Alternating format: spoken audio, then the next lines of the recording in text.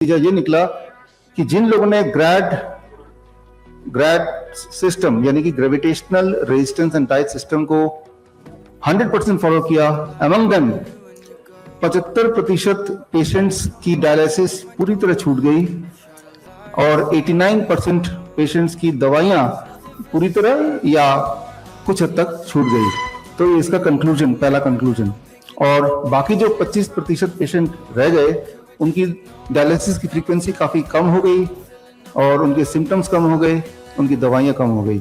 ये सारा नतीजा जो इस किताब में भी है और ये नतीजा श्रीधर यूनिवर्सिटी की टीम, दयानंद आयुर्वेदिक कॉलेज की टीम ने निकाला। तो ये एक सबूत है और इस सबूत के बेसिस पे हमें बड़ी खुशी है, बल्कि मेरे लिए आज का दिन बड़ा महत्वपूर्ण है, सबसे महत्वपूर्ण है क्योंकि आपने इसको ऑनर करके और पक्का कर दिया। तो thanks once again for the honorary doctorate. तो आज से पहले 2 बार और ऑनररी डॉक्टरेट मिल चुका है और उसके लिए मैं याद कर रहा हूँ आज से करीब 2017 में मेरा एक रिसर्च था, अभी मैंगो सीजन, आम का सीजन है, कि आम या मीठे फल अगर आप खाएंगे तो जो लोग डायबिटीज के पेशेंट अगर खाएंगे और पेट भर के खाएंगे, खासतौर पे सुबह सुबह खाएंगे, तो आपकी डायबिटीज क्योर हो सकती है, क्योर हो जाती है। तो ये मेरा प्रेजेंटेशन था लंदन में और उसके बेसिस पे अलायंस इंटरनेशनल यूनिवर्सिटी, जो कि लुसाका ज़ैम्बिया का यूनिवर्सिटी है और उस समय का सबसे बड़ा यूनिवर्सिटी था उस देश का, उन्होंने ऑनररी डॉक्टरेट दे दिया। 2017 की बात है। देने के 2 महीने बाद वही वाला प्रेजेंटेशन की आम जनता तक ये लाना था कि आम आपके डायबिटीज को बढ़ाता नहीं है, एक्चुअली घटाता है। और बड़ा सिंपल साइंस है, उसके अंदर जो मिठास है वो glucose the, that is mostly fructose, और फ्रुक्टोज जो है वो ब्लड में नहीं जा सकता, it can not go into the blood. तो क्योंकि वो ब्लड में जा ही नहीं सकता तो ब्लड का शुगर कैसे बढ़ाएगा। ग्लूकोज भी होता है लेकिन वो बहुत ही मामूली सा होता है। तो जो 100 साल तक एक झूठ चल रहा था कि भाई आम नहीं खाना, आम नहीं खाना, कितने सारे डायबिटीज पेशेंट आप में से भी कुछ होंगे कि सालों साल तक आम देखते रह जाते हैं, तरसते रह जाते हैं और खाते नहीं है। एक्चुअली जो चीज आपको ठीक कर सकती है उसी चीज को नहीं खाना, और वो इतनी बार बोल दिया गया है। याद रखिए, कोई भी एक स्टेटमेंट को हजारों बार हजारों लोग बोल दें हजारों तरीके से तो वो सच लगने लगता है, चाहे उसका कोई सबूत ना दे। जबकि इसका विपरीत ही ठीक है कि फल और खासतौर पे जो मीठे फल हैं, चीकू है, आम है, अंगूर है, ये सब अगर आप पेट भर के खाएं तो आपकी डायबिटीज चली जाएगी, और अगर नहीं है तो कभी होगी नहीं। कितनी छोटी सी बात है, कितना आसान बात है। तो खैर, तो डॉक्टरेट उन्होंने दिया, बड़ी खुशी हुई। लेकिन जब ये इस तरह का जो एक पब्लिक कॉन्फ्रेंस था हमारा, जहाँ पे ये पब्लिक के बीच में लाना था रिसर्च, तब उससे एक दिन पहले उनका मेल आया कि हमने जिस रिसर्च के लिए आपको डॉक्टरेट दिया वो रिसर्च आप पब्लिक में मत पेश कीजिए, हमारी यूनिवर्सिटी पे थोड़ी दिक्कत आ जाएगी। तो मैंने कहा यूनिवर्सिटी दिक्कत आ जाएगी, you can take back the doctorate. मैं तो, लेकिन वो पब्लिक के लिए तो ये रिसर्च था। एनीवे, हमने अगले दिन पेश किया श्रीफोर्ट ऑडिटोरियम में, उसकी वीडियोस आप देखेंगे यूट्यूब में, 2017 की बात है। और उसके 1 साल के अंदर, विद इन 1 ईयर, उस यूनिवर्सिटी जो कि बहुत बड़ा कैंपस लुसाका में, उसकी जो रजिस्ट्रेशन है वो कैंसिल कर दिया गया आफ्टर 1 ईयर। तो उसके बाद लास्ट ईयर एक भारत के प्रसिद्ध यूनिवर्सिटी ने मुझे डॉक्टरेट दिया, that is on postural medicine. Postural medicine का मतलब कि जैसे मैं अभी यहाँ खड़ा हूँ तो मेरे ऊपर कई सारे फोर्सेस काम कर रहे हैं, इंक्लूडिंग द ग्रेविटेशनल फोर्स, और वो फोर्सेस को मैनिपुलेट करके हम अपनी बीमारी को कंट्रोल कर सकते हैं। मतलब एक ऐसा फोर्स जो मुफ्त में है, ग्रेविटेशनल फोर्स, राइट, जिसके लिए कहीं पैसा खर्च नहीं करना। रेगिस्तान में भी ये फोर्स है, हर जगह है, इस वक्त भी है। और उसको कंट्रोल नहीं करेंगे हम, अकॉर्डिंग मैनिपुलेट नहीं करेंगे, तो वो फोर्स हमारे अगेंस्ट ही काम कर रहा है। जिस प्रकार जो किडनी फेलियर के पेशेंट्स हैं, वो ऐसे खड़े रहेंगे कुछ देर तक तो सारा पानी नीचे आने लगेगा, सूजन आने लगेगी, आपको पता ही है, यानी कि वो फोर्स उनको नुकसान कर रही है। तो दैट वाज माय रिसर्च, और उस पर बेस्ड एक किताब आई, पॉस्चुरल मेडिसिन, आपने पढ़ी होगी कुछ लोगों ने, हिंदी इंग्लिश में, और अमेजन पे बेस्ट सेलर रही, and that became the basis of the second honorary doctorate. और खैर, उस यूनिवर्सिटी का नाम मैंने बताया नहीं और आज भी नहीं बताऊंगा, क्योंकि मुझे डर है कि वो यूनिवर्सिटी भी कहीं रजिस्ट्रेशन कैंसिल ना हो जाए। लेकिन ये आपने सर हिम्मत की बात दिखाई कि आपने पहले सच्चाई खुद देखी और जब सच दिखा तो आपने सच को ऑनर किया। तो धन्यवाद आपका।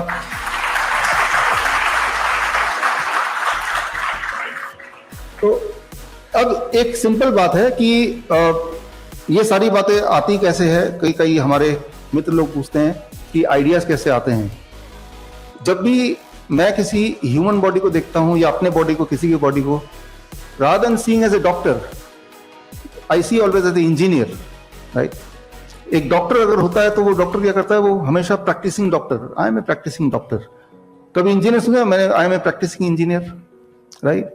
तो मान लो आप कार ठीक कराने जा रहे हैं और मैकेनिक मिला तो बोला कि मैं प्रैक्टिसिंग मैकेनिक हूं, तो आप बोलेंगे पहले परफेक्ट हो जाओ तभी मैं अपनी गाड़ी दूंगा आपको, राइट। तो इंजीनियर हमेशा परफेक्ट होता है और डॉक्टर जो तो वो लास्ट उम्र तक प्रैक्टिसिंग ही होता है, राइट। तो इंजीनियरिंग पॉइंट ऑफ व्यू से I started looking at the human body, और मेरी जो बेसिक क्वालिफिकेशन है that is the graduation engineering में है पंजाब इंजीनियरिंग कॉलेज। इस साल ही उसके 100 साल पूरे हुए। देश का एक मशहूर कॉलेज है चंडीगढ़ में, तो मैंने इंजीनियरिंग किया है। उसके बाद इंजीनियरिंग के बाद पोस्ट ग्रेजुएशन किया in diabetes, that is from international diabetes federation, और उसकी इंटर्नशिप मैंने वियतनाम में की, दैट वाज 2015। तो दो नॉलेज है, एक इंजीनियरिंग का नॉलेज है और एक मेडिकल साइंस का नॉलेज है, और इन दोनों को अगर कंबाइन कर दें, आपकी बॉडी के अंदर की बायोलॉजी और आपके बाहर का जो एनवायरमेंट है उसकी फिजिक्स, राइट। फिजिक्स इस वक्त हमारे ऊपर काम कर रहा है, आप चाहे उसको मानो या ना मानो, राइट। आप जब यहाँ खड़े हैं तो आपके ऊपर जहां तक एटमॉस्फेयर जाता है वहां तक का एटमॉस्फेरिक प्रेशर आपके सिर के ऊपर इस वक्त भी है, राइट। वो प्रेशर हम फील नहीं कर पा रहे, दैट डज नॉट मीन कि वो हमारे ऊपर काम नहीं कर रहा है, डेफिनेटली वो काम कर रहा है, राइट। सो मान लीजिए मैं एक उदाहरण देता हूं। अब देखिए ये इसको ऐसे रख देंगे थोड़ी देर तक, this is called our class as you all know, और ये 1 घंटे में धीरे धीरे करके इसका जो बालू है वो नीचे की तरफ जाएगा, राइट। सो क्योंकि नीचे की तरफ इसका खिंचाव है, that is called gravitational force with which, right, ये नीचे जाएगा। ह्यूमन बॉडी में बालू नहीं भरा हुआ है हमारे आपकी बॉडी में, लेकिन बालू की जगह फ्लूइड भरा हुआ है, पानी है, ब्लड है। तो इसका मतलब ये है कि ग्रेविटेशनल फोर्स जैसे इसमें काम कर रहा है इस वक्त हमारे बॉडी में भी काम कर रहा है, तो पानी भी नीचे जाएगा, राइट, फ्लूइड भी नीचे जाएगा। तो जाते जाते एक टाइम आएगा कि वो इतना ज्यादा चला जाएगा, अगर हमारे बॉडी का ब्लड, काफी सारा ब्लड नीचे शिफ्ट हो जाएगा तो क्या होगा कि हम विल डाई, राइट। और ऐसा होता है कई बार। याद कीजिए आप जब बचपन में हम असेंबली में ऐसे खड़े रहते थे बिल्कुल स्ट्रेट होके, तो अचानक देखते थे हमारे आसपास आप में से भी कोई हो सकता है, धड़ाम से बच्चा गिर जाता है, राइट। उसको उठा के ले जाते हैं कि धूप में गिर गया, कमजोर है इसलिए गिर गया, पानी पिलाते हैं, कुछ ना कुछ करते हैं, तो अपने आप ही ठीक हो जाता है। हमें लगता है कि धूप में कमजोर, पानी, वो ना तो धूप है ना कमजोरी है ना पानी है, वो कोई भी ऐसे खड़ा रहेगा तो कुछ उसके हर एक की अपनी अपनी एक पोटेंशियल है, उसके बाद वो गिरेगा ही गिरेगा। क्यों? जब आप ऐसे खड़े हैं, मान लो मैं भी ऐसे खड़ा हूं, तो मैं ऐसे खड़ा नहीं रहूंगा, मैं क्या करता हूँ थोड़ा थोड़ा हिल रहा हूँ साथ साथ, राइट। वो हिल रहा हूँ जानबूझ के या अनजाने में, तो जिससे मेरी जो एक ग्रेविटेशन पुल से नीचे ब्लड आ रहा है, लेकिन उसको मैनेज करने के लिए एक और फोर्स है हमारे बॉडी में जो कि इसमें नहीं है, and that is the cardiovascular force, force of heart, right. वो ब्लड को ऊपर खींच रहा है। तो दोनों के बीच में बैलेंस बना हुआ है, लेकिन बैलेंस बनाए रखने के लिए इंपॉर्टेंट है कि बैलेंस तो तभी बनेगा जब आप थोड़ा बहुत मूवमेंट करेंगे। छोटे बच्चे अगर मूवमेंट नहीं करते या कोई ऐसा सीधे ही खड़ा रहेगा तो बैलेंस नहीं बनेगा और ब्लड नीचे की तरफ जाएगा, एंड देन एक टाइम आएगा कि एक अमाउंट ऑफ ब्लड इसकी तरह, एक अमाउंट ऑफ बालू नीचे जा चुका है वैसे अमाउंट ऑफ ब्लड नीचे आएगा, and then you will fall. जैसे ही आप नीचे गिरते हैं तो आपका हार्ट और बॉडी के सारे अंग एक ही लेवल पे हो गए। एक ही लेवल पे होने से सर्कुलेशन दोबारा से स्टार्ट हो गया और कुछ ही मिनट में वो जो बेहोश हो गया था वो होश में आ गया। यानी कि लॉ ऑफ ग्रेविटी ने काम किया, आपकी बॉडी ने काउंटर किया, उसे उसका पोस्चर चेंज कर दिया अनजाने में, बेहोश होने से। अगर 2 लोग यहाँ खड़े हैं, 2 बच्चे और खड़े हैं, दोनों ने उसको पकड़ लिया, उसे गिरने नहीं दिया। इमेजिन कीजिए सिनेरियो कि 2 बच्चे और खड़े, जैसे देखा गिर रहा है उसको पकड़ के रखा, गिरने नहीं दिया, तो क्या होगा? तो कॉन्टिन्यूसली ब्लड नीचे जा रहा है, वो बेहोश हो गया और आफ्टर सम टाइम, थोड़ी देर के अंदर उसकी डेथ हो जाएगी, राइट। तो वो जो गिरना था वो गिर के वो क्या हुआ, वो बचाने का एक तरीका था, गिर के वो बच गया, राइट। अगर गिरा नहीं होता किसी भी तरह से, अगर उसको टांग दिया जाता तो वो बचता नहीं, राइट। तो यहां पे आप देखिए what is working is law of gravity is working, और ये जो लॉ ऑफ ग्रेविटी है ये मेडिकल साइंस की किताब से गायब है, कहीं है ही नहीं, राइट। जबकि इसका सबसे बड़ा महत्व है। और होता क्या है कि हमारे जो किडनी पेशेंट्स हैं, स्पेसिफिकली किडनी पेशेंट्स, क्योंकि आज टॉपिक भी उससे जुड़ा हुआ है, उनको लिख दिया गया है आप वाटरमेलन नहीं खा सकते, कोकोनट का पानी नहीं पी सकते, पालक नहीं खा सकते, टमाटर नहीं खा सकते, राइट। पानी प्यास लगी तो बस पानी को मुंह में लगा लो थोड़ा थोड़ा थोड़ा, राइट। जो जो चीजें किडनी के पेशेंट को ठीक कर सकती हैं वो चीजें नहीं कर सकते आप। फिर आप बोल रहे मैं ठीक कैसे होऊंगा, राइट। जरा सोचिए, अगर डॉक्टर की सारी बात मान के मान लिया आपने और वो सारी बात ठीक होती तो आप ठीक भी हो चुके होते। तो मैं तो यही बोलता हूं, खासतौर किडनी के पेशेंट को, आप डॉक्टर के पास जाओ, उनसे पूछो क्या क्या करना है और लिख लो बड़े ध्यान से कि क्या क्या नहीं खाना है, राइट। वो लो पोटेशियम फूड खा सकते हैं, ऐसा बोलते हैं। लो पोटेशियम फूड कौन सा होता है? ब्रेड होता है, नूडल्स होता है, बर्गर होता है, बिस्किट्स होते हैं, कुकीज होते हैं, तो ये लो पोटेशियम। तो आप लिख लो क्या क्या खा सकते हैं, क्या क्या नहीं खा सकते हैं, क्या करना है क्या नहीं करना है, ये लिख लो। और लिखने के बाद उसको घर ले आओ और जो जो उन्होंने नहीं करने बोला बस वही कर दो, आप ठीक हो जाओगे। Simple as that. तो हमने क्या किया, हमारे पेशेंट्स यहाँ पे हैं, राइट, और पूरे डेटा बैंक किसी को चाहिए तो I can give thousands of patient data bank. ठीक, उसका उल्टा कर रहे हैं, तो कुछ नया नहीं है। नया ये है कि आप पूरी तरह से पूछो और जो भी वो बोल रहे हैं exactly do the opposite of it. और मैं ये ऑफिशियली मैं बोल रहा हूं कि if you do the opposite, याद रखिए हमारा बॉडी 75-70% तो पानी है ना, तो पानी से क्या डरना, बल्कि पानी पीना, वाटरमेलन के रूप में पानी को खाना, कोकोनट वाटर के रूप में उसको पीना, या पानी में बैठना, हॉट वाटर इमर्शन थेरेपी जिसे बोलते हैं, राइट। पानी से दूर नहीं भागना है, पानी के जब पास जाएंगे, पानी के साथ रहेंगे, you will start getting cured, क्योंकि वो जो पानी है वो बॉडी में जाएगा और आपका जो ग्रेविटेशनल पुल है उसको, बैलेंस को दोबारा से विल ट्राई टू मेंटेन। तो एक इंपॉर्टेंट बात, आज का जो एक मूल मंत्र है, एक सिंपल सी बात, ये बार बार आपको याद दिलाना पड़ेगा अपने आप को during the whole speech, 10 minute 15 minute का। और तो उसमें सबसे इंपॉर्टेंट बात कि मान लीजिए इमारत है, इसकी फाउंडेशन अगर ठीक नहीं है, फिर चाहे इमारत आप कितनी भी स्ट्रांग बनाएं, खिड़कियां दरवाजे लोहे वगैरह लगा के, क्या ये इमारत सेफ रह सकती है, राइट। तो आप अगर बोल रहे हैं देखो भाई ये तो लोहे का बना दिया, ये गोल्ड का बना दिया, ये ईंट जो है ये बहुत ही बढ़िया क्वालिटी का है, लेकिन फाउंडेशन ठीक नहीं है। फाउंडेशन अगर ठीक ना हो फिर इमारत चाहे कितनी भी स्ट्रांग मजबूत, कितने भी बड़ा इंजीनियर उसको नहीं क्यों ना बनाए, कितने भी बड़े इंजीनियर्स के, आर्किटेक्ट के उसके केयर में हो, क्या वो इमारत टिक सकती है? नहीं टिक सकती, क्योंकि फाउंडेशन ठीक नहीं है। The most important is the foundation, और सारी प्रॉब्लम फाउंडेशन की है इस मेडिकल साइंस में, सो कॉल्ड मेडिकल साइंस में या मेडिकल इंडस्ट्री में। फाउंडेशन क्या है? एक छोटी सी बात बताता हूं। Heart is a very important organ, मैंने आपको बताया, राइट। लेकिन अब बात ये करते हैं कि हार्ट जो है वो करता क्या है। अगर किसी से भी पूछेंगे what is the function of heart, बोलेगा हार्ट का function to pump the blood, to circulate the blood. Is it so? क्या हार्ट ब्लड को सर्कुलेट करता है? एक दिन में 8000 लीटर ब्लड सर्कुलेट करना, 1 लाख किलोमीटर का ब्लड वेसल जो हमारे बॉडी में वहां तक पहुंचाना, क्या ये हार्ट कर सकता है? क्या इसका कोई सबूत है? देखिए एक बात है, एक स्टेटमेंट को हजारों लोग हजारों दिनों तक हजारों बार बोलेंगे तो वो स्टेटमेंट सच दिख सकता है, बट सच नहीं बन जाएगा ना। बट एक स्टेटमेंट को एक इंसान बोले लेकिन सबूत के साथ, तो वही सच माना जाएगा ना। तो बचपन से अभी तक आपने जो भी चीज सुना वो एक बात है, लेकिन कुछ सबूत, राइट, अपने दिमाग को खोल के सबूत क्या कहता है, राइट। तो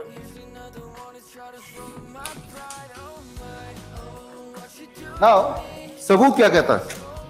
तो हार्ट के बारे में हम बात कर रहे हैं कि आपका जो हार्ट है अगर वो निकाल के यहां रख दें तो क्या हार्ट के पास इतनी पावर है कि हार्ट आपको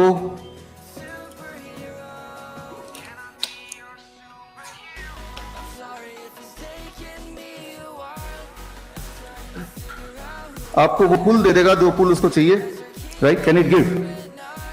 तो ये हम आज देखने जा रहे हैं। तो हार्ट कैसे काम करता है and what is the total, क्या कोई बता सकता है हार्ट में कितना उसका कितने ग्राम का हार्ट होता है? 300 ग्राम का हार्ट होता है, लगभग एक बड़ा सा सेब, राइट? तो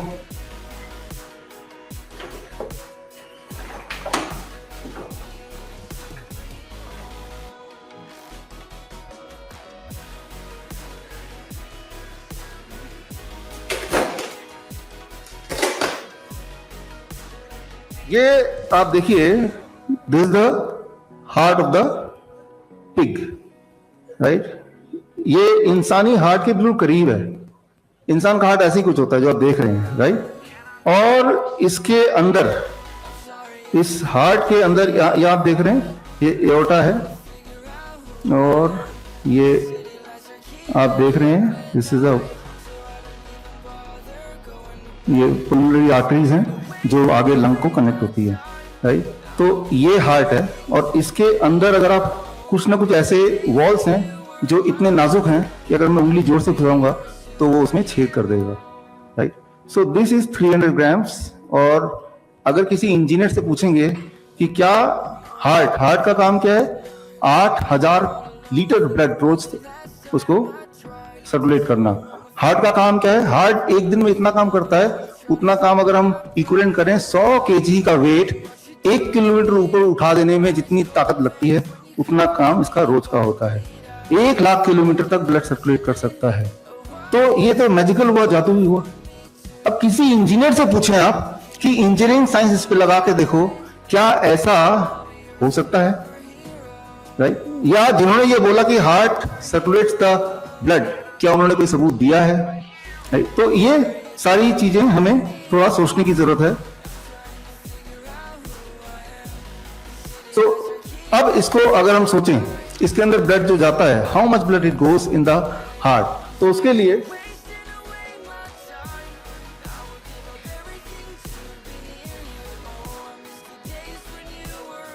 ये करीब 50 ml 50 ml, राइट। 50 ml इतना ही ब्लड उसके एक चैम्बर में जाता है, टोटल मिला के 100 ml, right. So this is the amount of, इसमें पानी है वो ब्लड है।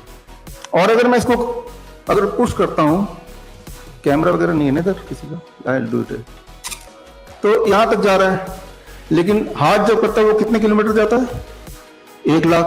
अच्छा, और जोर से पुश करूंगा तो वो और थोड़ा आगे जाएगा, लेकिन कितनी जोर से पुश करें कि 1 किलोमीटर चला जाए, लेकिन हम तो 1 लाख किलोमीटर की बात कर रहे हैं ना।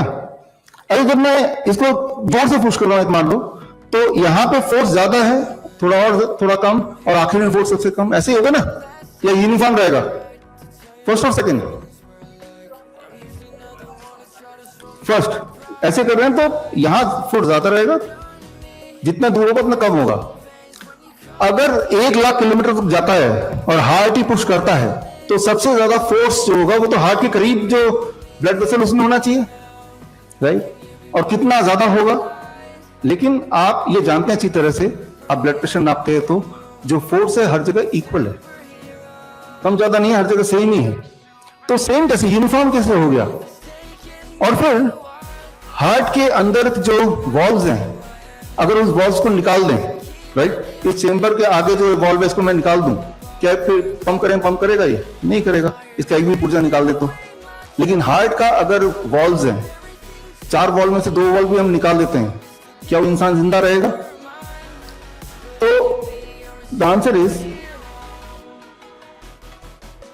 देखिए जो ऑनलाइन हमें देख रहे हैं वो एंड ऑफ ट्रांसप्लांट, इस लिंक में जाके बुक को डाउनलोड कर सकते हैं। अभी इंग्लिश में है, थोड़े दिन में हिंदी में भी आ जाएगा इसी लिंक में, vichrup.com/end of transplant। अगर 2 वॉल्व भी निकाल दिए जैसा पहले देखा गया है, तो भी हमने देखा है कि ऐसे लोग सालों साल जिंदा रहते हैं। तो मैं ये नहीं बोल रहा कि हार्ट इंपॉर्टेंट नहीं है, लेकिन मैं ये बोल रहा हूं कि हार्ट इतना इंपॉर्टेंट नहीं कि heart is a pump, is circulate the blood, no. If it is so, तो हार्ट के वॉल्व निकाल दो तो इंसान तो मर जाना चाहिए, उसका ब्लड सर्कुलेट होना ही नहीं चाहिए। जबकि इतिहास में देखा गया है, कई बार देखा गया है, जब इंसान के वॉल्व्स खराब हो जाते हैं तो कई बार सर्जरी उसको हटा देते हैं, और हटाने के बाद भी वो जिंदा रहता है, लंबे समय तक जिंदा रहता है, राइट। तो दिक्कत होती है क्योंकि हार्ट अपने आप में कुछ ना कुछ कंट्रीब्यूट करता है, लेकिन जिंदा रहता है। जिंदा रहने का मतलब ये कि heart itself is not circulating, और भी फोर्सेस काम कर रहे होंगे, कोई ना कोई और ताकत भी तो काम कर रही होगी, तो वो ताकत कौन सी है। अच्छा, हम ये क्यों सीख रहे हैं, मैं ये बोलना चाह रहा हूं कि अगर हमारा फाउंडेशन ठीक नहीं है तो बिल्डिंग आप कितनी भी स्ट्रांग बनाएं, वो बिल्डिंग को गिरना ही है। सवाल यह है कि हम लोग ठीक क्यों नहीं होते। एक बार कोई बीमार पड़ता है, जिसको डायबिटीज एक बार है, एक बार हाइपरटेंशन है, एक बार किडनी पेशेंट बन गया, एक बार कैंसर हो गया, जो भी अर्थराइटिस हो गया, ऐसा कितनी बार सुना आपने कि वो पूरी तरह ठीक हो गया। फिर हमने ये मान लिया कि ठीक होना कुछ होता नहीं है, हमें ठीक ऐसे ही रहना है। वो इसलिए नहीं कि ये बीमारी ऐसी है कि वो ठीक नहीं हो सकती, वो इसलिए क्योंकि हमारी जो अंडरस्टैंडिंग है द ह्यूमन बॉडी, उसका जो फाउंडेशन है वो ठीक नहीं है। जैसे मैंने बताया, इस इमारत की फाउंडेशन ठीक नहीं होगी, नींव ठीक नहीं होगी, तो ये इमारत पे कितनी मेहनत कर लो आप, इसको आप इरेक्ट नहीं रख सकते, गिरना ही गिरना है। तो सबसे पहले अगर हमें अपने आप को ठीक करना, किसी को ठीक करना है, तो हमें अपनी अंडरस्टैंडिंग जो फाउंडेशन है ह्यूमन बॉडी के बारे में, उसको एक बार ठीक कर लेना है। आई एम नॉट सेइंग कि आप मेरी हर बात मानो, मैं ये बोल रहा हूं कि अपने हर बात पे सवाल तो शुरू करो, सोचना शुरू करो, राइट। तो व्हाट आई मीन हियर कि हार्ट इज नॉट द, अच्छा हार्ट इज सेंटर पॉइंट, ऐसा बता के जितनी सारी दवाइयां आपके पास हैं, खासतौर पे हार्ट की दवाई, किडनी की दवाई, वो ये टारगेट करके ही बनाई गई है, ये इस सोच से बनाई गई है हार्ट से ब्लड सर्कुलेट होकर, विच इज रॉन्ग। तो इस सोच से जब बनाएंगे तो रिजल्ट इंसान हमेशा के लिए बीमार ही रहेगा, वो ठीक ही नहीं होगा, राइट। फिर सोचेगा मैंने तो इतना लोहा लगा दिया, मैंने तो यहाँ पे सिक्योरिटी लगा दी, फिर क्यों गिर रहा है। अरे आप नीचे देखो, ये सब जब लगा रहे थे उससे फाउंडेशन आपने क्या बनाया, the foundation is the questionable thing. अब इसके विपरीत मैं दो बात करता हूं, if the heart is the pump it circulate the blood, तो कोई एविडेंस है तो आप लेके आओ। अच्छा इसका उल्टा कोई एविडेंस है कि हार्ट पंप नहीं है, उसका एविडेंस है, वो आपके सामने है, उसकी कैलकुलेशन है, वो भी आपके सामने है, राइट। यहां से आप रिजल्ट पेपर देखिए और आपको पता चल जाएगा it is not a pump.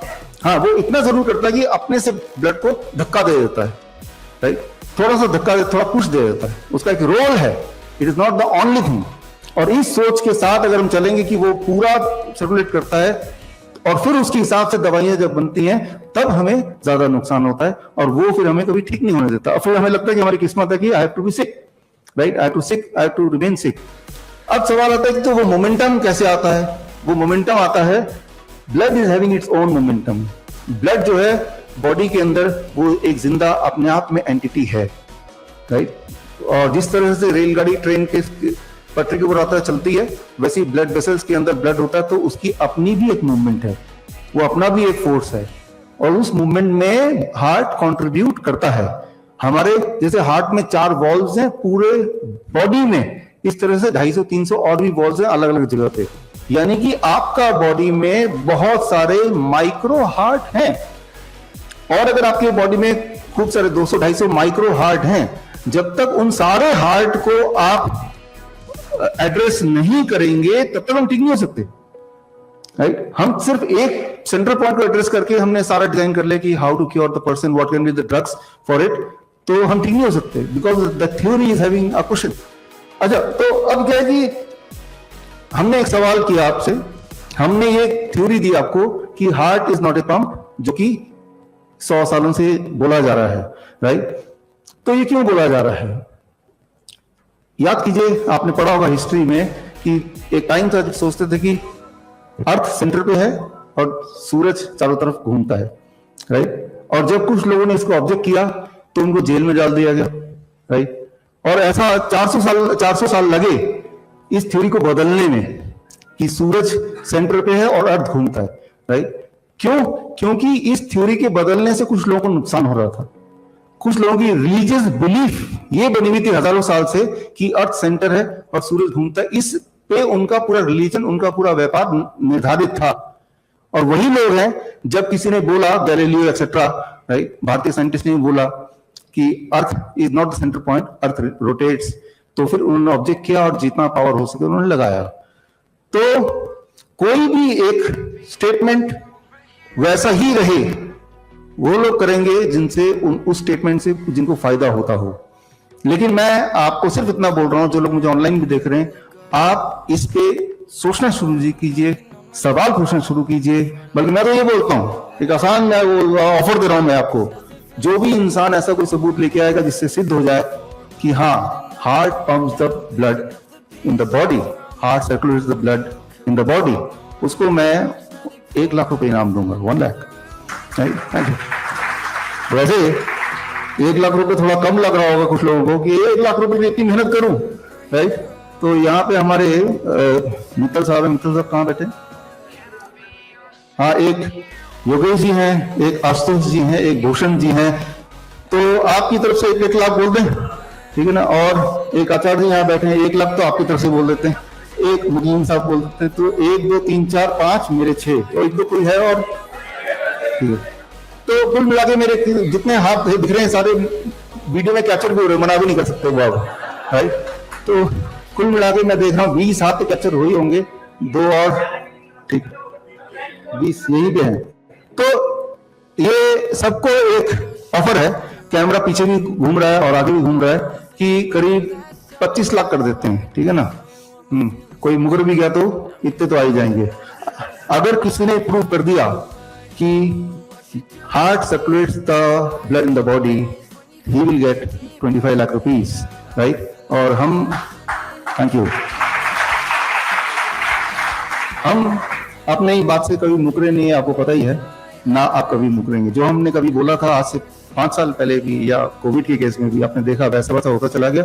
My statement never changed, my every statement is written in the book और recorded in the video, and the same is true here, right. I just propose that heart does not circulate the blood in the body, right. इस पे आप अपना अपना दिमाग सब लगाएं, right, and then we can go ahead. अच्छा, अगर इंडियन आयुर्वेद की बात करें, भारतीय आयुर्वेद की बात करें, तो वो क्या कहता है?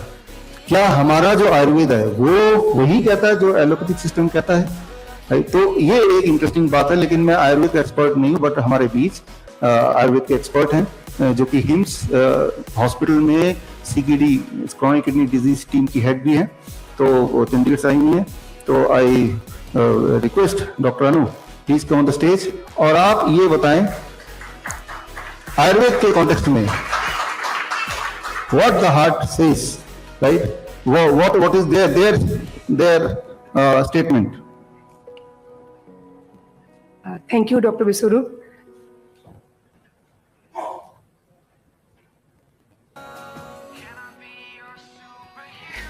जैसे कि बड़ा इंटरेस्टिंग क्वेश्चन सबके सामने आया है कि इतने सालों से तो यही सोच रहे थे कि दिल ही है जो सारी सर्कुलेशन कर रहा है, पंप कर रहा है, और सडनली ये सवाल सामने आ गया कि क्या हार्ट पंप है भी या नहीं। तो इसके पहले कि मैं अपना जो आयुर्वेद का पर्सपेक्टिव है वो आप सबके सामने रखूं, मैं आप लोगों से एक सवाल पूछना चाहती हूँ। बाहर हम जो भी देख रहे हैं वहां पर मूवमेंट होती है, तो वो मूवमेंट्स किसकी वजह से संभव है? हम बाहर 5 एलिमेंट्स से बोलते हैं ना, पूरा यूनिवर्स बना हुआ है। एयर, अगर एयर नहीं हो तो क्या कुछ भी इधर से उधर मूवमेंट, मेरी आवाज भी आप तक नहीं जा सकती, देयर विल बी वैक्यूम। तो आयुर्वेद हमें यह सिखाता है, प्रकृति ने बनाया है बिल्कुल वही सेम हमारे शरीर के अंदर, एग्जैक्टली लाइक दैट, वो सारे फंक्शंस बिल्कुल उसी तरह से होते हैं, और उसी तरह से ही हमारे अंदर भी वो 5 एलिमेंट अपना अपना काम करते हैं। चलिए सब्जेक्ट पे वापस आते हैं, फिर देखेंगे कि जो स्टेटमेंट मैंने अभी दी है वो कैसे हमारे आज के टॉपिक के साथ में मैच करती है। सो हृदय, जिसको हम लोगों ने शायरियों में सुना है, हृदय इज अ वर्ड जिसको ज्यादातर हार्ट के साथ में कोरिलेट किया जाता है। आयुर्वेद में जब हमें सर्कुलेशन के बारे में पढ़ाया जाता है तो उसमें यही वर्ड है जो सबसे पहले आता है। शुरू करेंगे ऋग्वेद से, जो सबसे पहला ग्रंथ माना गया है। ऋग्वेद से लेके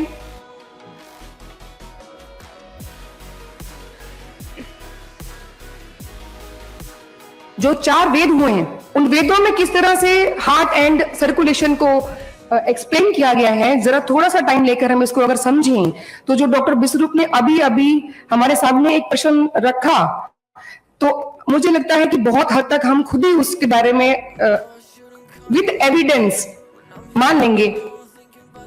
आयुर्वेद में हृदय वर्ड को एक एनाटॉमिकल, फिजियोलॉजिकल एंड साइकोलॉजिकल, इस तीनों प्लेन्स में एक्सप्लेन किया गया है। It is not just a mechanical thing, it is not just a mechanical thing. क्योंकि अगर हम इसकी डेफिनेशन या उसकी जो एक्सप्लेनेशन है कि वो कैसा दिखता है, उसमें क्या क्या होता है, क्या क्या काम होते हैं, आज हमने, क्योंकि मॉडर्न साइंसेस की जो सो कॉल्ड बुक्स हैं उसमें भी पिक्चर्स या जैसे कैसे भी वो दिखा के हमें समझा दिया गया, तो क्वेश्चन ये उठता है कि क्या इतने वर्षों पहले लिखे हुए शास्त्रों में वो सारी बातें उन लोगों को मालूम भी थी कि नहीं थी। तो देखिए आपके सामने श्लोक है, उस श्लोक में, ये श्लोक अथर्ववेद संहिता के वॉल्यूम 2 में पेज नंबर 32, उस पर दिया हुआ है। इसमें लिखा गया है कि हार्ट दिखता कैसे है, उसकी शेप कैसी होती है। ये देखिए, तैत्तरीय उपनिषद में भी ये एक्सप्लेन किया गया कि एक जो कमल के फूल की बड होती है, उसको अगर हम उल्टा कर देते हैं तो हार्ट बिल्कुल उस तरह का दिखाई देता है। ये आज से हजारों वर्ष पहले लिखे गए शास्त्रों में, ग्रंथों में ये बताया गया। आज तक हम उनको पढ़ के उससे समझ सकते थे, लेकिन बड़े ही सिस्टमेटिक वे से वो सारा कुछ जो है हमसे दूर कर दिया गया, ताकि हम उसको समझ ही ना पाए, और जो वो हमें बताना चाहते हैं वही हम समझ पाए। निरुक्ति मीन्स इटिमोलॉजी, अगर है तो उसका अर्थ क्या है। It is not just a heart, उसको सिर्फ डिनोट करने के द एंड या, इन तीन चीजों से मिलकर ये वर्ड बना हृदय। और अगर हम इसको समझें, हरि धातु संस्कृत का एक वर्ड है जिसका मतलब या दिल है, या किडनी है, या लीवर है, या सेरिबेलम है, या सेरिब्रम है, हम ये हैं। क्यों? क्योंकि जो उनकी साइंस है उनके साथ यही चीजें मैच करेंगी और वो सारी हमारे दिमाग में बैठ जाएंगी, तभी हम उनको मानेंगे और जो बिजनेस है वो बढ़ेगा। लेकिन आयुर्वेद में we see body as a whole, it is a system. ये पूरा का पूरा सिंक्रोनाइज सिस्टम है, एक दूसरे के साथ में मिलकर काम करने वाला। तो हृदय भी, सर्कुलेटरी सिस्टम भी, it is not just a compartment of the body, ये पूरे शरीर में है। जैसे डॉक्टर साहब ने अभी बताया कि देयर शुड बी मिलियंस और थाउजेंड्स और hundreds at least of hearts in the body, so that कि वो पंप जो है वो चलता रहे। अभी मेरा एक और सवाल है कि हार्ट ने यहां से तो पंप कर दिया, हालांकि अगर मैं इसको देखूं कि it is located on the little left side of our chest, तो ये अगर हम लोग अदरवाइज भी देखें कि सब तरह फोर्स के साथ में, इक्वल फोर्स के साथ में अगर इसको ब्लड पंप करना भी था तो इसको सेंटर में होना चाहिए था, बॉडी के सेंटर में क्यों नहीं है? इसकी तो पोजीशन ही क्वेश्चनेबल है फिर तो, अगर इसके फंक्शन के हिसाब से अगर हम देखते हैं। या मैं खड़ी हूं, मेरे पैरों में से वो वापस कैसे आ रहा है? वो इज सेंडिंग द, जब तक वो वहां है तो हम जिंदा है, उसको निकाल देंगे तो हम मर जाएंगे। It regulates breathing, it sustains intellect, Hridaya itself is a sense organ, and the manas. See how vast, how elaborated this Hridaya or the circulation or the prana in our body is. What does Hridaya do? तो ये तीन तरह की चीजें जो हैं, व्यान वायु, साधक पित्त एंड अवलंबक कफ। अब ये तीन चीजें हमें ग्रीक लग रही होंगी कि ये सब है क्या। ये सब हम समझना, सबसे आसान तरीका था मीडियम ऑफ इंस्ट्रक्शन को बदल दो, लैंग्वेज बदल दो, समझ ही नहीं आएगा कि बुक्स में क्या लिखा हुआ है। जो कि इस समय इस हॉल में बैठे हुए हम सब लोग, हर एक व्यक्ति इसी जो एक सिस्टमेटिक जो प्लान था उसका शिकार है कि हमें ये सब व्यान वायु, जैसे बाहर सारी मूवमेंट के लिए वायु रिस्पॉन्सिबल है, बिल्कुल उसी तरह से हमारी बॉडी के अंदर, चाहे वो सिग्नल ट्रांसमिशन चल रहा है, चाहे वो ब्लड सर्कुलेशन चल रहा है, उसको चलाने वाला कौन है? तो वो है व्यान वायु। ये मैं नहीं बोल रही हूं, ये हमारे शास्त्रों में लिखा है, जो हजारों साल पहले लिखे गए। ये जो नीचे तीन रेफरेंसेस देख रहे हैं हम, चरक सूत्र स्थान, चरक चिकित्सा स्थान और चरक विमान स्थान, इन तीनों के ये जो 28, 15 और 5 है वो चैप्टर के नाम है, और उसके ओब्लिक के बाद लिखे हुए उसके श्लोक के नाम है, जिन श्लोकों में ये लिखा गया है जो इस वक्त मैं आपको बता रही हूं। It takes part in circulation by Vyan Vata. Vyan Vayu is responsible for any kind of movement in our body, be it anything. So it is responsible for the gati. You can read it. And ये जो 4 तरह की movements लिखी गई हैं, away from the body, towards the body, transverse direction, whatever. ये जो एक पिक्चर आपके सामने है, ये हमारी आयुर्वेद की फिजियोलॉजी की जो बुक है, जिसको हम शरीर क्रिया कहते हैं, ये उस बुक की फोटो खींच करके मैंने इसमें स्लाइड में इंसर्ट की है। इसमें ये क्लियरली लिखा हुआ है, with so much of precision it has been written in the books of Ayurveda that Vyan Vayu is the one which is responsible for circulation of the blood in our body. It is the one who takes the blood from upward to downward, from down to upwards, to the transverse direction also, wherever it has to go, wherever it should be going. ये book में लिखा हुआ, ये मैं नहीं कह रही हूँ। सुषु समता की अगर हम बात करें, सुषु समता में उन्होंने फिजियोलॉजी ऑफ सर्कुलेशन को और भी फर्दर इलेबोरेट करके लिखा। तो उन्होंने हमें बताया कि शब्द, तेज और जल, जिस तरह से शब्द मतलब मैंने बोला आपने सुन लिया, है ना। तेज मतलब अग्नि, रोशनी, उसको भी बोल सकते हैं। इधर से लाइट ऑन करी, पूरे कमरे में लाइट हो गई। और जल, जिस तरह से ये तीनों अपने आप मूवमेंट करते हैं, बिल्कुल इसी तरह से जो रस है, जो ब्लड है, वो हमारी बॉडी के अंदर कंटिन्यूस मूवमेंट करता रहता है। But who is moving that the things, that is व्यान। दीज आर द मूवमेंट्स, सारी डायरेक्शंस में उन्होंने डायरेक्शंस भी मेंशन की हुई है सारे। ये सुश्रुत, आचार्य सुश्रुत ने सुश्रुत संहिता में लिखा, जो कि first surgeon of the world माने गए हैं। This is a pit which resides in our heart, जो इसके फंक्शंस हैं, यानी कि it is responsible for the intellect. We think with our heart, not with brain. This is heart plus brain is hriday. So we can say where there is sadhak pitta, there is a way. That will is a sadhak pit, and that resides in the heart. And what about this kaph? It is also located in the chest. It nourishes the hriday, and it by regulating the supply of nutrients among other actions. ये सारा कुछ आयुर्वेद की books में लिखा हुआ है।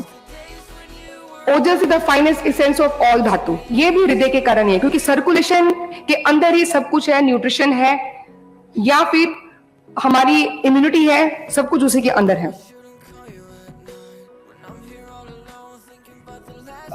Yes, so basically it is not heart, it is a pranavaha srotas which is responsible for circulation of blood in our body, and the Vyan Vayu which keeps it moving all the time.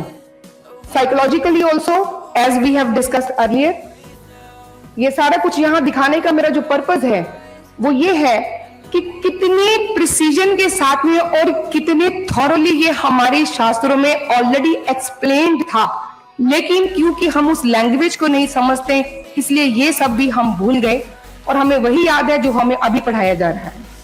ये देखिए कि भेल संहिता में, भेल संहिता का ये reference नीचे लिखा हुआ है, पेज नंबर 89, चौखंबा भारती की भेल संहिता अगर आप लेके पढ़ेंगे, उस पर ये फिजियोलॉजी ऑफ सर्कुलेशन लिखी गई है, जिसमें ये लिखा हुआ है कि it flows from the heart and then to all the places through veins it get again reaches the heart. ये कुछ रिसर्च पेपर्स के रेफरेंसेस भी हैं, आप लेना चाहे तो ये भी ले सकते हैं, जिसमें बड़ा थॉरोली इसके बारे में रिसर्च किया गया कि क्या हार्ट है जो पंप है।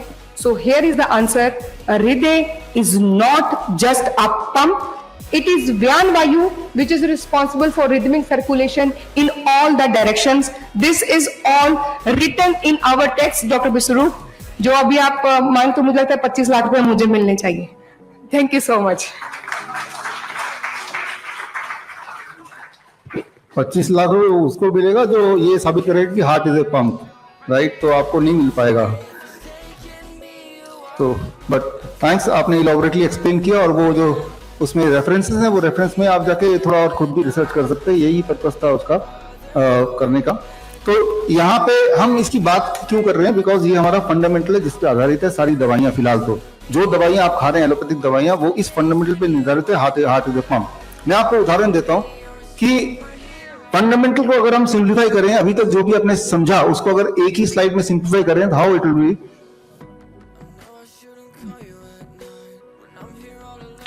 सारा एक स्लाइड पे, वो स्लाइड कुछ ऐसा होगा, it is called reductionist theory. तो हमारे बॉडी को फिलहाल एलोपैथी मानती है इस घर की तरह, और घर में सिर्फ एक ही दरवाजा है, और इस दरवाजे को बंद कर दो तो घर सेफ है, कहीं से कोई जा नहीं सकता, राइट? आप देखिए जितनी सारी दवाइयां आप लेते हो उसका नाम आप सुनेंगे, नाम भी ऐसे ही कुछ है, right? Beta blocker, right? Alpha channel blocker, calcium channel blocker, ACE inhibitor. तो इसको यदि हिंदी में ट्रांसलेट कीजिए, ब्लॉकर, रोक दो, जाने मत दो, यही कुछ निकलेगा, राइट? आप कभी अंग्रेजी दवाई को हिंदी में ट्रांसलेट करेंगे तो आपको पता चल जाएगा कैल्शियम चैनल ब्लॉकर, यानी कि कुछ ब्लॉक करने की बात हो रही है कि कोई चीज जाना चाहता है कैल्शियम सेल के अंदर तो उसको रोक दो, राइट। बीटा ब्लॉकर, अगेन यहाँ पे कुछ ना कुछ रोकने की बात हो रही है। तो दवाइयां जो करती हैं वो क्या करती हैं, हमारे बॉडी के अगेंस्ट काम करती है, और नाम में ही वो है कि इसको रोक दो, उसको रोक दो, इसको जाने मत दो, उसको आने मत दो। That is what is the allopathic medicine. अगर कोई भी मेडिसिन को आप इंटरप्रेट करेंगे, उसको हिंदी में ट्रांसलेट करेंगे, राइट। तो इसलिए हिंदी की बुक जो होती है ना ट्रांसलेटेड, उसमें भी वो बीटा ब्लॉकर लिखा रहता है, ट्रांसलेट नहीं करते उसको वो ट्रांसलेट करना चाहिए। जबकि हमारी जो बॉडी है वो एक घर, ऐसी घर की तरह नहीं है जिसमें सिर्फ एक ही दरवाजा हो, ऐसा नहीं है हमारी, राइट। जैसे कि अभी तक ये बताया गया कि heart is a centre point, right, located only one place, और उस चीज को थ्योरी को विश्वास करके फिर सारी दवाइयां बनी। तो वो दवाइयां, राइट, तो आपने थ्योरी ये बनाई कि हमारे घर में एक ही दरवाजा है, उस घर में कितनी भी सिक्योरिटी लगा दें लेकिन चोरी होती गई, इसका मतलब दरवाजा और भी है लेकिन हमने ध्यान एक ही पे दिया, राइट। हार्ट और भी है पूरे बॉडी में लेकिन हमारा फोकस एक ही जगह पे है, तो इसका मतलब हम ठीक नहीं हो सकते। हमारी जो बॉडी है, जैसे कि आयुर्वेद में भी बोला है, अभी आपने सुना, वो कुछ इस तरह से है, होलिस्टिक अप्रोच। मतलब कि हमारे बॉडी में बहुत सारे खिड़की दरवाजे हैं, हजारों तरह के हमारे बॉडी में हार्ट्स हैं पूरे बॉडी में। तो अगर आपको ठीक करना है तो आपको अपने बॉडी की एक एक सेल को आपको एड्रेस करना पड़ेगा, सिर्फ किसी पिन पॉइंट सेल को नहीं करना पड़ेगा। एक बात समझिए आप, दवाई कैसे काम करता है, हमारे हर सेल में रिसेप्टर होते हैं। रिसेप्टर क्या है, जैसे ये ताला है और इसकी चाबी क्या है, यहाँ पे चाबी के लिए होल है, इस होल को आप रिसेप्टर बोल सकते हैं। हर सेल में ऐसे रिसेप्टर बहुत सारे होते हैं। दवाई क्या है, वो एक च्युइंगम की तरह है। अगर मैं च्युइंगम लेके यहाँ लगा दूं तो क्या चाबी से खोल लेंगे आप? नहीं। तो मैंने क्या किया, ब्लॉक कर दिया, बीटा ब्लॉकर, राइट। तो उसने बीटा ब्लॉकर ऐसे ऐसे रिसेप्टर को ब्लॉक कर दिया जिसके बाद हार्ट उतनी मजबूती से काम नहीं कर पाएगा, तो ब्लड प्रेशर तो कम हो जाएगा लेकिन आपका हार्ट भी कमजोर हो जाएगा। तो ये है द काइंड ऑफ मेडिसिन जो मेडिसिन का काम है। तो वो आपके हार्ट को कमजोर करके फिर ब्लड प्रेशर घटाता है, क्योंकि वो होलिस्टिक अप्रोच नहीं है। अप्रोच क्या है, रिडक्शनिस्ट अप्रोच। ये दिमाग में बिठा दिया कि हार्ट एक सेंटर पॉइंट है और दिक्कत एक ही जगह होती है।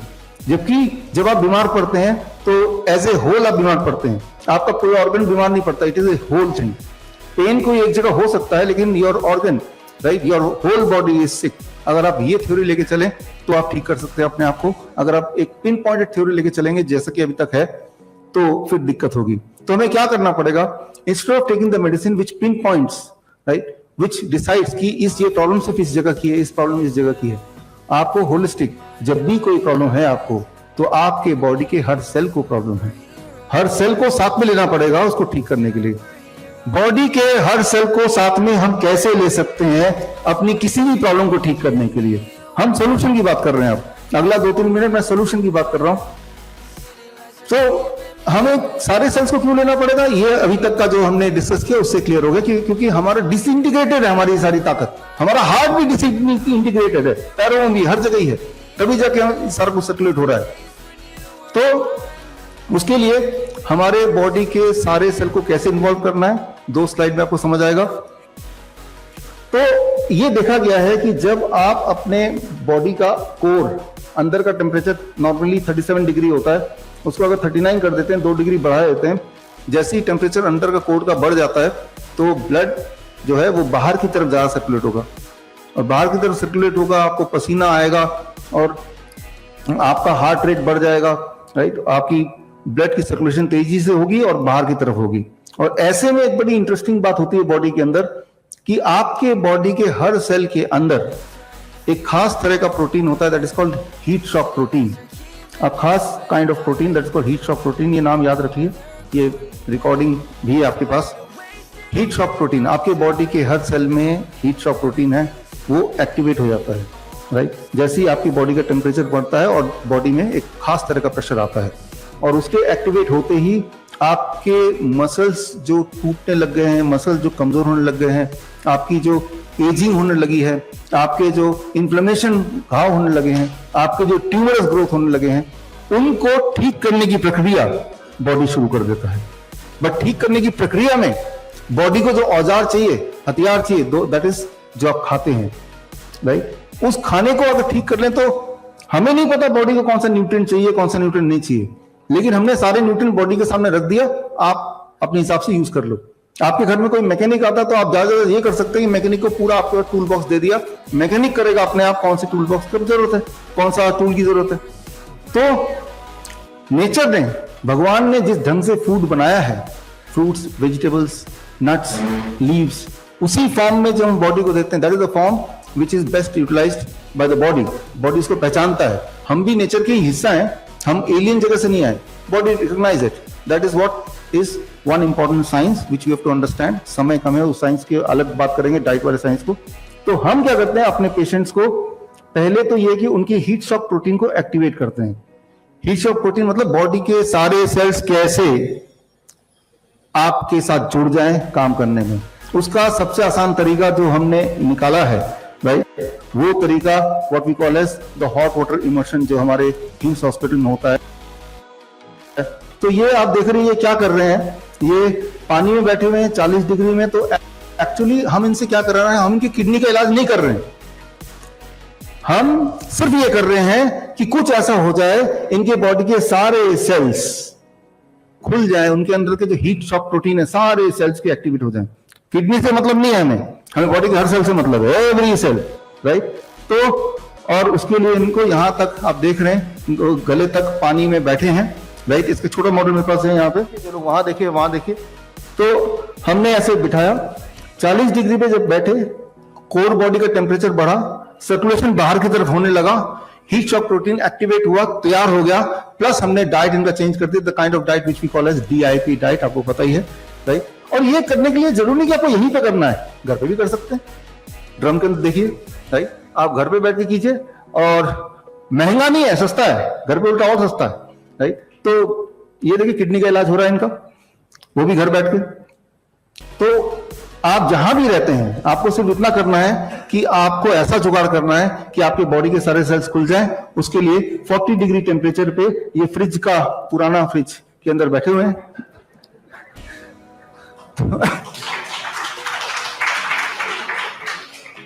तो आपको ठीक होने के लिए पैसे की जरूरत नहीं, दिमाग की जरूरत है, ये देखिए, राइट। तो आपने अपने बॉडी के सारे सेल्स को खोलने के तरीके निकाले।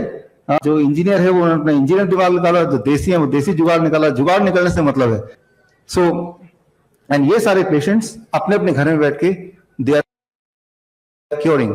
जब पेशेंट्स आते हैं हमारे पास, वो किडनी के पेशेंट्स आते हैं, जो जाते हैं बोलते हैं हम तो किडनी के लिए आए थे, हमारे तो घुटने के दर्द भी चला गया, हमारा ब्लड शुगर नॉर्मल हो गया।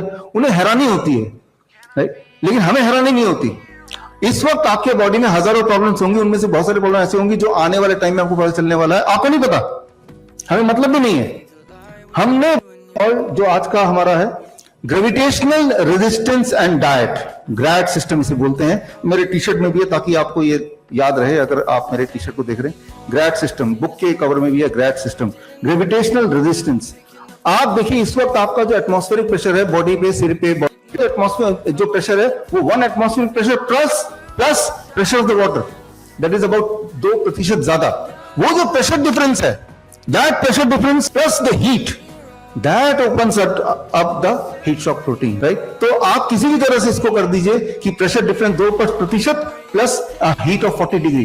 40 डिग्री का मतलब जरूर नहीं कि exact 40 degree, can be 41, 42, 39, but 40 degree पे मोस्ट ऑफ द पीपल। तो ऐसे पता चलता है जब हम सिम्टम को देखते हैं, पेशेंट को देखते हैं।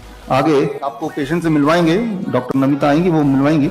अब मान लीजिए मेरे पास टॉर्च है, ये चल ही नहीं रहा, आप मैकेनिक को देंगे, मैकेनिक के आपको ठीक करके दे देगा, ठीक हो गया। कैसे पता चलेगा आपको ठीक हो गया? ऐसे हाँ करें, लाइट आ रहा है तो ठीक हो गया, है ना। लेकिन एलोपैथिक लॉबी नहीं मानती।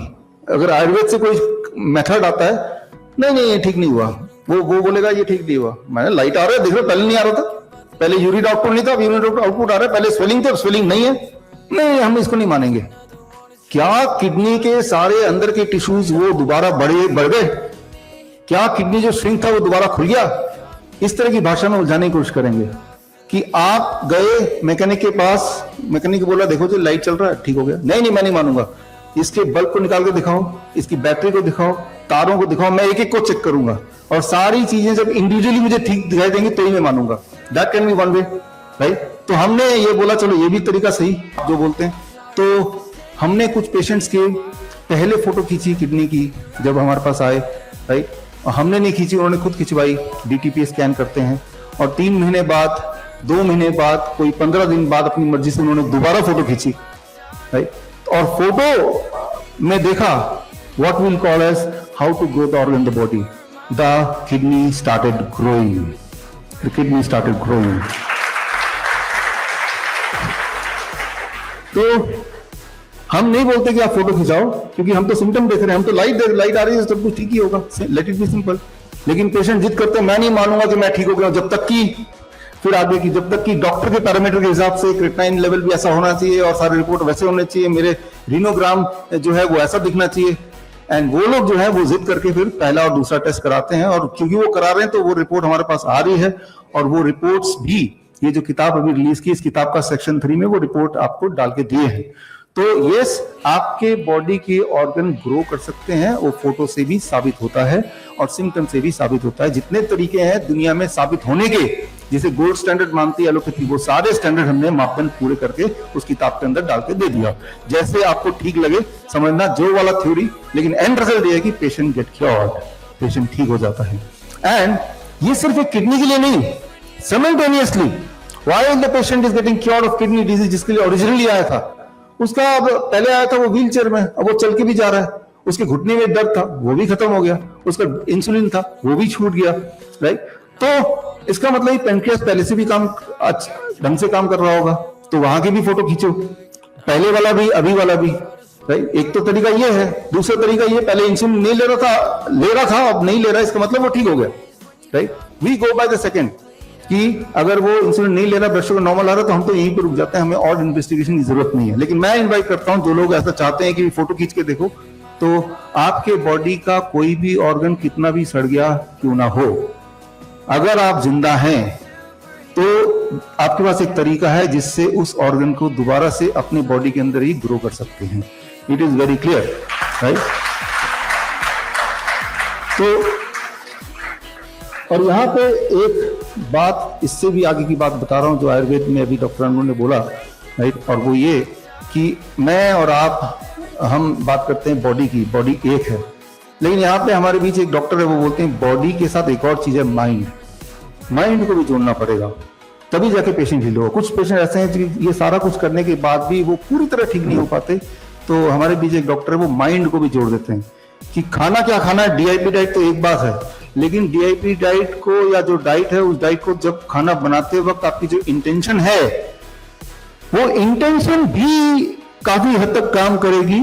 उस पेशेंट की इंटेंशन, पेशेंट के केयर वाले की इंटेंशन, वो भी इंपॉर्टेंट रोल प्ले करती है टू अ ग्रेट एक्सटेंट, और उसका सबूत भी सामने वो लेके आएंगे। Doctor Namita, please come on the stage. सो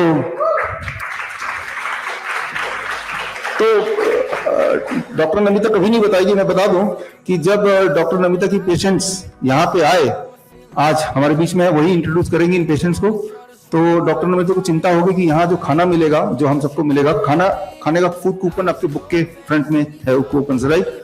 तो पता नहीं वो किसने बनाया, किस इंटेंशन से बनाया, तो कम से कम अपने पेशेंट की जो खाना है वो अपने हाथ से बना के लाइए आज, राइट। तो जो अगर डॉक्टर नमिता के हाथ का खाना बनाना पड़ेगा, तो उनका खाना चाहते हैं तो उनका पेशेंट बनना पड़ेगा।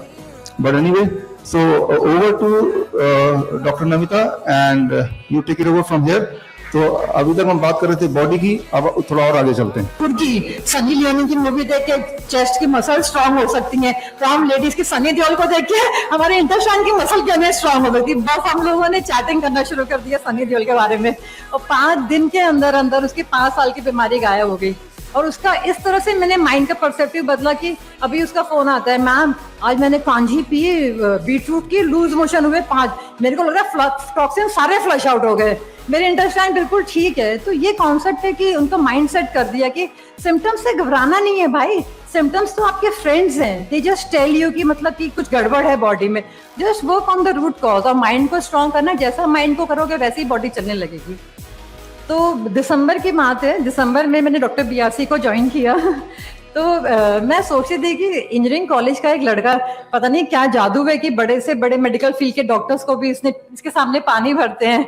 तो मैंने भी सोचा कि जिनको स्टडी करके देखते हैं कि इनका सक्सेस का राज क्या है, तो मैंने देखा कि ही इज वर्कोहॉलिक, कर्म योगी है, सबसे पहले ऑफिस में आना, सबसे बाद में ऑफिस से जाना, पूरे टाइम ये सिर्फ किताबों में ही घुसे रहते हैं कि किसी तरह से बस किसी की कोई मदद मिल जाए।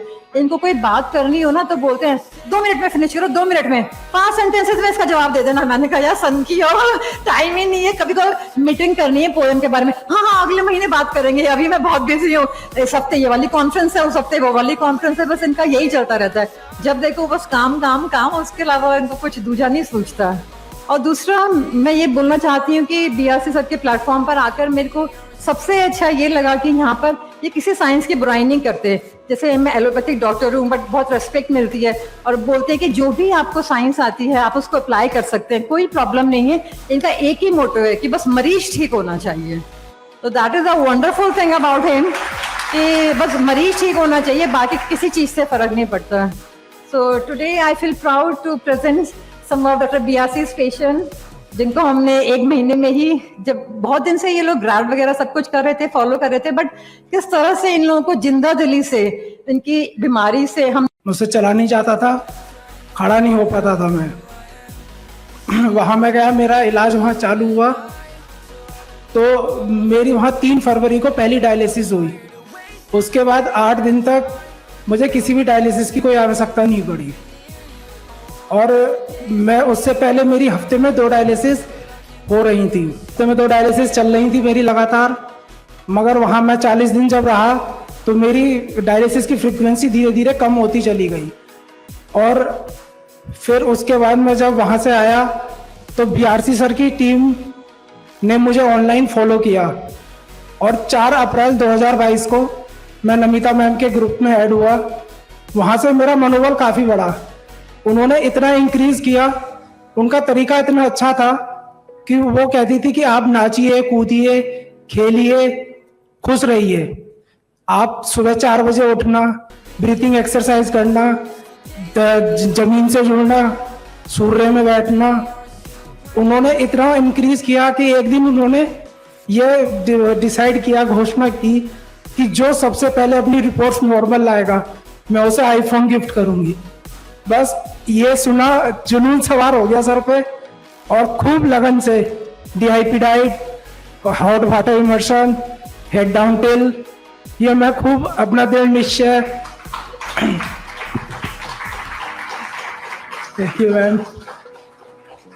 Hot water immersion, DIP diet और हेड डाउन टिल अपना खूब लगन से की। और आज इस उपचार से 14 अप्रैल को मेरी लास्ट डायलिसिस हुई है, तब से अभी तक मेरी कोई डायलिसिस नहीं हुई। और इस उपचार से मेरा हीमोग्लोबिन 5.2 से 8.2 हो गया, क्रिएटिनिन 11.9 से 5.7 हो गया, और यूरिया 121 से 79 हो गया। और मैं इतना खुश हूँ कि मुझे लगता ही नहीं है कि मैं बीमार हूँ, मैं बिल्कुल ओके हूँ। बस मुझे भी लगता है कि हल्की फुल्की खांसी जुकाम है मुझे, और बस मैं इस बीमारी को यही मानता हूँ। तो थैंक यू। मेरे फादर गुरदीप सिंह आज कैंसर के पेशेंट थे, तो आज इनको डॉक्टर विश्वरूप जी की टीम, जैसे हम 2021 15 फरवरी को यहाँ पर पहुँचे, डॉक्टर साहब ने बोला, उन्होंने लोकनायक हॉस्पिटल, तो वहाँ पर पहुँचे, उन्होंने बोला कि आपके पिताजी को कैंसर है। तो डॉक्टरों ने इतना हमें डरा दिया था, तो कहने लगे जी आपके पिताजी अभी भी यहाँ से 10 कदम भी जाएंगे या 1 किलोमीटर भी जाएंगे तो आपके पिताजी की डेथ हो सकती है। हम इतना डर गए, डरने के बाद उन्होंने यहाँ पर गले में टेक्नोस्कोप लगा दी। टेक्नोस्कोप लगाने के बाद हम इतना घबरा गए। घबराने के बाद जब उन्होंने कहा कि आप ऐसे, फिर हमें पता चला डॉक्टर विश्वरूप जी के बारे में। डॉक्टर विश्वरूप जी के बारे में जब यूट्यूब में देख रहे थे तो जब उनकी वीडियो देखी तो मानस जी से हमने कांटेक्ट किया। मानस जी की वीडियो देखने के बाद उन्होंने डॉक्टर बीआरसी से कांटेक्ट करने के बाद उनकी डीआईपी डाइट उनको दी, गुरदीप सिंह जी को, मेरे फादर जी को। जब उनको देखते देखते उनके आज जो कैंसर का था, जो मेरे फादर साहब थे, आज बिल्कुल ही कैंसर से बिल्कुल मुक्त हैं, आज मेरे सामने खड़े हैं। तो मैं तहे दिल से धन्यवाद करता हूँ डॉक्टर विश्वरूप जी का। और ये भी कह रहे थे मेरे फादर साहब कि मैं वहाँ पर जाना है, 2 शब्द मेरे को बोलने हैं। आज हम DIP डाइट को ही हम फॉलो करते हैं।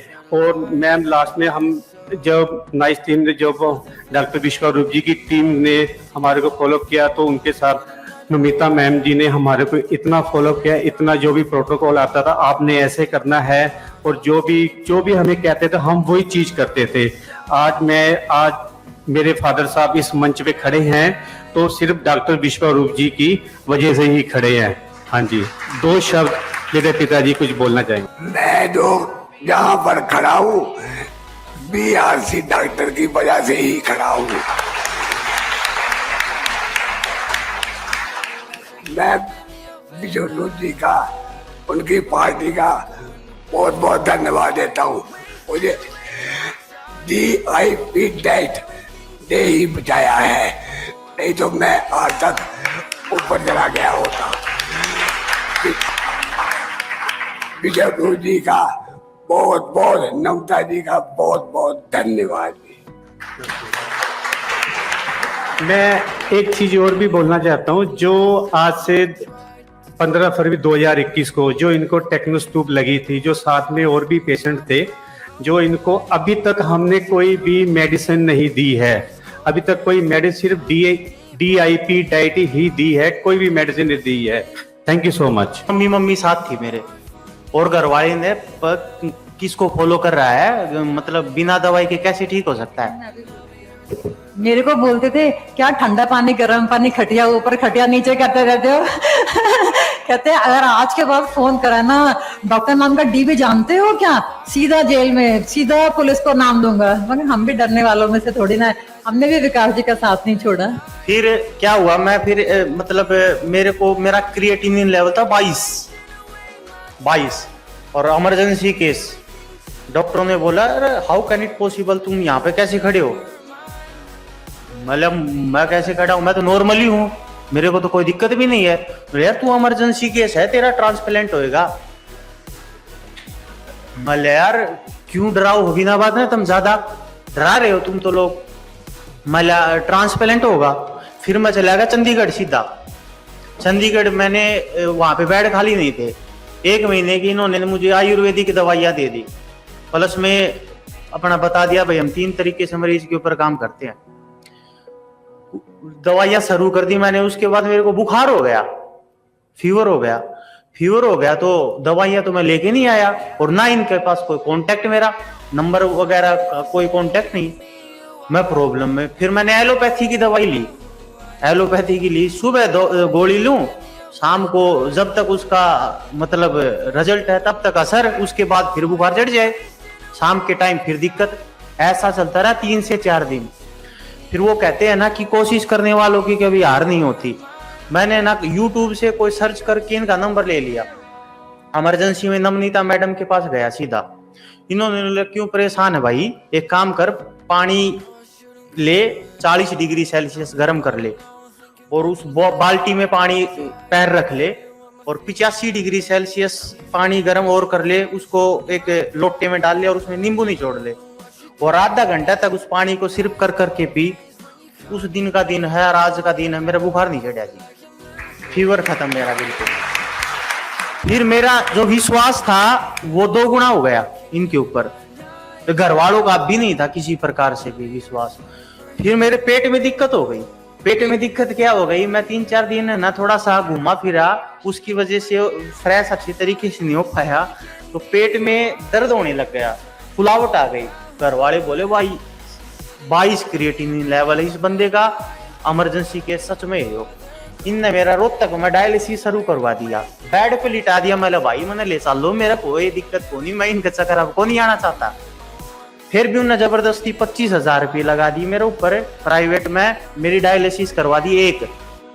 अगले दिन फिर बुला लिया डायलिसिस पर, पेट का दर्द को नहीं हुआ मेरा ठीक।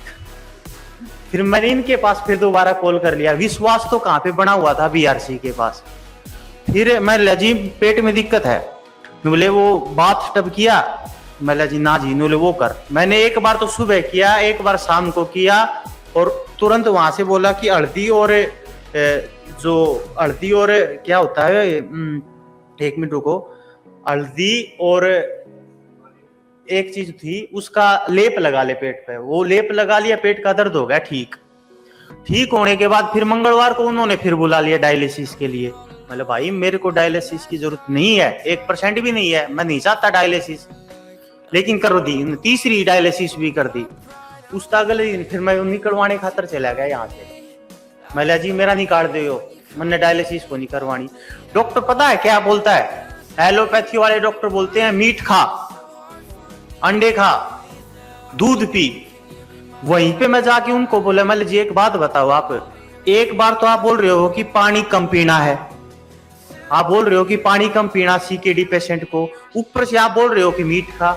मीट खाने के बाद तो पानी की प्यास तो डबल हो जाती है इंसान की, अंडे खाने के बाद तो डबल हो जाती है। How can it possible? आप तो इसका मतलब चाहते कौन है कि इसका क्रिएटिनिन लेवल डाउन हो? आप तो चाहते हो कि इसकी डाइट हम दवाइयां देते रहे और इसका क्रिएटिनिन लेवल बार बार बढ़ा रहे और बार बार डायलिसिस पे आता रहे और ये प्रोसेस चलती रहे, हमारे पैसे बनते रहे। मतलब जी आप पे परमानेंट इलाज है इस चीज का। हालांकि मैं उस हॉस्पिटल का नाम लेना नहीं चाहूंगा क्योंकि क्रिटिसाइज किसी को करना नहीं चाहिए, ये हमारे संस्कार नहीं है। तो मैंने आपके पास परमानेंट इलाज है इस चीज का? बोले नहीं, हमारे पास तो 2 इलाज है, या तो डायलिसिस या ट्रांसप्लांट। मतलब जी फिर एक बात बताओ ना, मैं आपको पैसे भी पूछ दूं और आखिरी में मरना ही है, मतलब क्यों बिना बाद में पैसों की बीसी तीसी करवा रहे हो? जब मरना ही है तो मर जाएंगे। जब बेड पे लेट भी गया था ना, ये निकलवा भी रहा था, तो भी उन्होंने एक बार फिर आखिरी बार डराने की कोशिश की, बोले मर सकता है। मतलब जी मरण दो ना, ऊपर लेना जब सांस दे रखे है तब तक तो जिंदे रहोगे, और जिस दिन सांस बंद है तो वो तो आपका भी कोई नहीं मेरा मगा कि मेरा किस टाइम आप इलाज करते करते मर जाओ, मेरा तुरंत मर जाओ। फिर वो डॉक्टर ने बोला भाई तो एक काम करो, फिर मैं आ गया घर पे, आ गया निकलवा दिया। उसके बाद फिर मैंने वो थेरेपी करनी स्टार्ट कर दी। लेकिन एक चीज बहुत जबरदस्त तरीके से नोमिंदा मैडम ने मतलब बताई, माइंड 70% बीमारियों को ठीक कर सकता है इंसान की, 70% बीमारी को। जब इंसान ये समझ लेता है ना कि मैं बीमार हूं, मतलब ये आप प्रैक्टिकल भी सोच के देख लो, कभी भी आप ये महसूस करो हो आज तो मेरे यहाँ पे दर्द हो रहा है, उसको अगर होगा भी नहीं ना तो भी उसको स्टार्ट हो जाएगा दर्द। ये माइंड की वैल्यू है, माइंड ऐसा ही काम करता है। और जिस इंसान ने ये समझ लिया ना कि मैं बीमार हूं ही नहीं, वो रियलिटी में बीमार है ही नहीं, सच्चाई तो यही है, ठीक है। और दूसरी बात होती है भगवान में बिलीव जी। सबसे बड़ी चीज मैंने बीआरसी सर की जो लगी मुझे मेरी पर्सनल रिव्यू में, यहाँ पे पहली बात तो आपको मैं बता देता हूँ, यहाँ पे इन्होंने हमें कुछ नहीं बोला गया कि आपको ये बोलना है वो बोलना, हम अपनी मर्जी से आए हैं और मर्जी से ये चीजें बोल रहे हैं, ठीक है। इनकी सबसे बड़ी प्रॉब्लम थी 1:30 बजे, जिस दिन मैंने ना डायलिसिस करवाई थी ना, उसी दिन मैं जब घर पे आया तो मेरे सिर में दर्द हो गया जी। रात के 1:30 बजे मेरे सिर में दर्द हो गया और मैंने ना वहां पे वापिस इमरजेंसी में फोन मिलाया उस डॉक्टर के पास ही, बोले आपको आना पड़ेगा, एडमिट होना पड़ेगा। बोले यार पहले पैसे लगवा रहे हो 30-35 हजार तो पैसे लग रहे, एक छोटी सी गोली बता दो, इसमें बता दो कि कौन सी गोली ले लें उससे सिर दर्द ठीक हो जाएगा। नहीं हमें नहीं पता, आपको बीपी की दिक्कत हो सकती है, ये आपको आना पड़ेगा। मैंने इनके पास कॉल किया 1:30 बजे। पता मेरे सिस्टम ये नहीं समझ में आता कि ये सारी रात जागते हैं क्या करते हैं। 1:30 बजे फोन किया, 1:30 बजे फोन करने के बाद इन मैडम ने उठाया, मैडम उठाती है और बोलती है काम कर, देसी घी ले, थोड़ा सा यहाँ पे लगा, थोड़ा सा नाक में सूंघ ले। वो आधा घंटा के बाद मेरा सिर का दर्द हो गया ठीक। उसके चक्कर में मुझे जाके वहां पे एडमिट करना पड़ता। ठीक है, तो मैं इसका जवाब दे देती हूँ कि मैं 24 घंटे क्यों काम करती हूँ। जब मेरे को लगा कि बीआरसी सर 20 साल की इस मेहनत से इस मुकाम पे पहुंच सकते हैं, तो अगर हम 10 साल हम भी मेहनत करेंगे तो हम भी इनको कुछ छू जाए। इसीलिए जब से मैंने बीआरसी सर को ज्वाइन करा है, उस दिन से मैंने इनको इंस्पिरेशन मान के मैं 24 घंटे अपने मरीजों के साथ रहती हूँ। तब से मैं सोई नहीं हूँ, मैं सिर्फ पेशेंट से ठीक करती हूँ। और उसी का नतीजा है कि 10 साल नहीं, सिर्फ 5 महीने में मेरे को आज ये प्लेटफॉर्म मिला है। तो दिस इज द थिंग। एक आखिरी बात और बताना चाहता हूँ, बस ये सब के लिए है सर। जब प्रॉब्लम आती है ना इंसान के ऊपर, तो हर तरफ से आती है, हर तरफ से प्रॉब्लम आती है। और जब प्रॉब्लम आती है ना तो इंसान बिचला जाता है, मतलब उसको महसूस करता है हाय मेरे ऊपर। और प्रॉब्लम तो जीवन का खेल है, आती जाती है, दुख सुख तो जीवन के खेल है, ये आएंगे। अब क्या हुआ, मैं पानी का टब लिया आया 15,000 रुपए लगा के, दो एक्सक्यूज मी, ये टीचर है, ये रुकेगा नहीं, पागल आदमी है, बंद करो यार, हमारा टाइम ओवर हो गया, ये तो अपनी कहानियां सुना करेगा वहां सब। अब नेक्स्ट किसका है सर?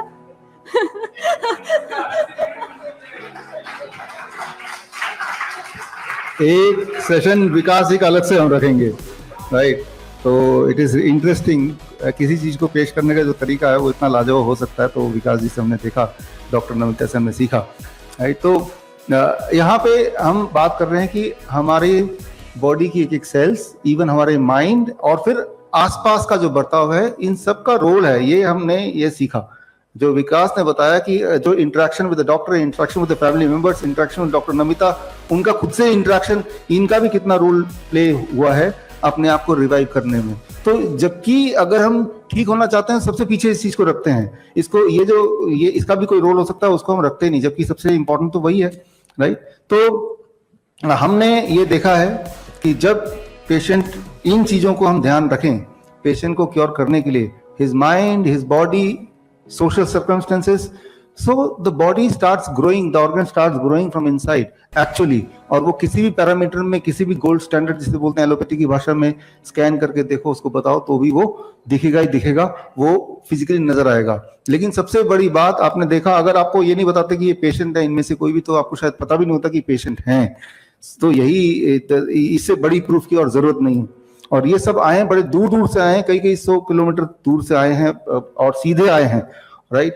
तो नॉर्मली इतना डिस्टेंस ट्रेवल करके हम लोग थक ही जाते हैं, तो इनके चेहरे पे थकान नहीं है। तो ये सबसे बड़ा एविडेंस है। इस एविडेंस के बाद कोई क्रेटाइन कितना है या आपके बॉडी का रेनोग्राम क्या कह रहा है, उस चीज का उतना इंपॉर्टेंस नहीं है। तो खैर, हमारा जो मकसद है, मकसद सिर्फ एक है कि लोग अपने घर बैठ के ही, वो शक्ति उनके पास होनी चाहिए कि वो खुद को ही ठीक कर ले। He has to be your own doctor. That is the only way, right? Because एक ही इंसान आपके साथ हर पल रहता है, वो है आप खुद, right? तो आपको अपना डॉक्टर बनना पड़ेगा। और डॉक्टर बनने के लिए आपने देखा, जब विकास अपना डॉक्टर बन सकते हैं, अंकुर अपना बन सकते हैं, तो आप भी बन सकते हैं।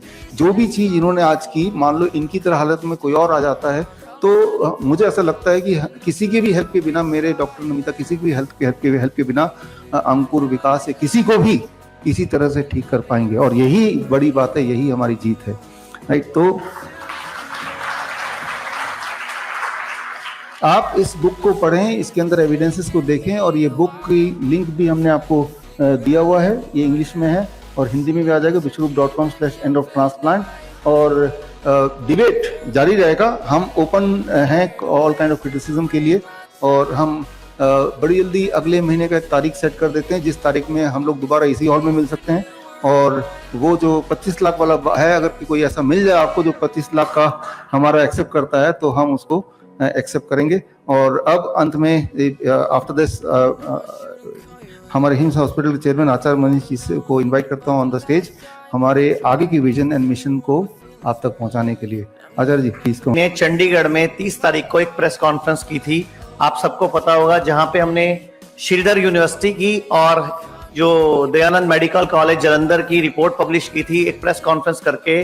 तो वहां हमने एक 14 साल की बच्ची जसलीन को पेश किया था, जिसका 3 महीने से डायलिसिस नहीं हुआ था।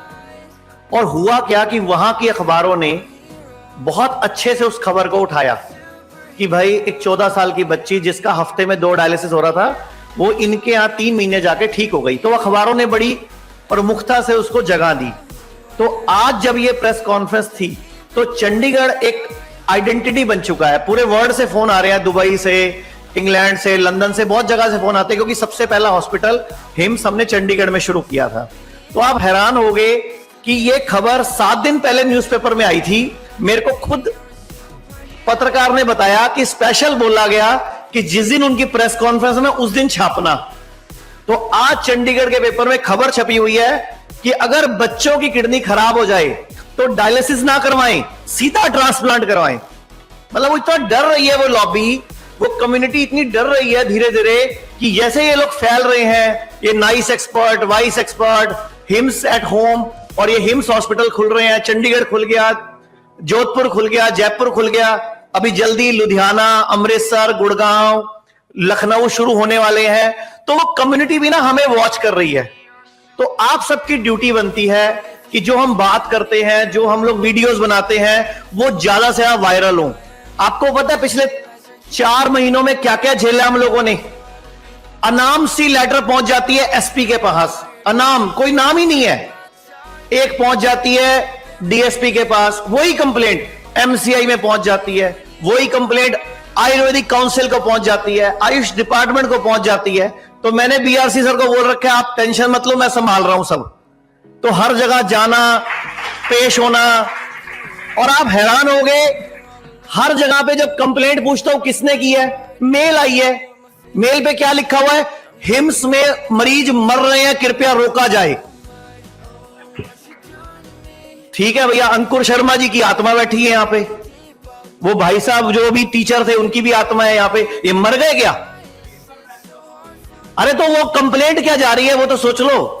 अच्छा और सुनो, मुझे फायदा क्या हुआ, एसएसपी साहब का एक रिश्तेदार किडनी का पेशेंट निकला, वो एडमिट है आज।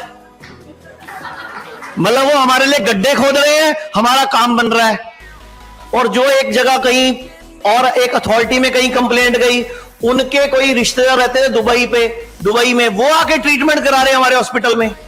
उल्टा वहां जाके जब हम अपनी बताते हैं कि हम तो ये कर रहे हैं, रिपोर्ट्स दिखाते हैं, अपनी जो रिसर्च हुई है वो दिखाते हैं, तो नेचुरली बात है वो लोग भी उस कंप्लेंट को फाइल कर देते हैं। तो मैं आप सबका सहयोग चाहिए, वरना ये मिशन जो है कि अपना डॉक्टर खुद बने, हर इंसान, हर आदमी अपना इलाज खुद करे, वो संभव नहीं है।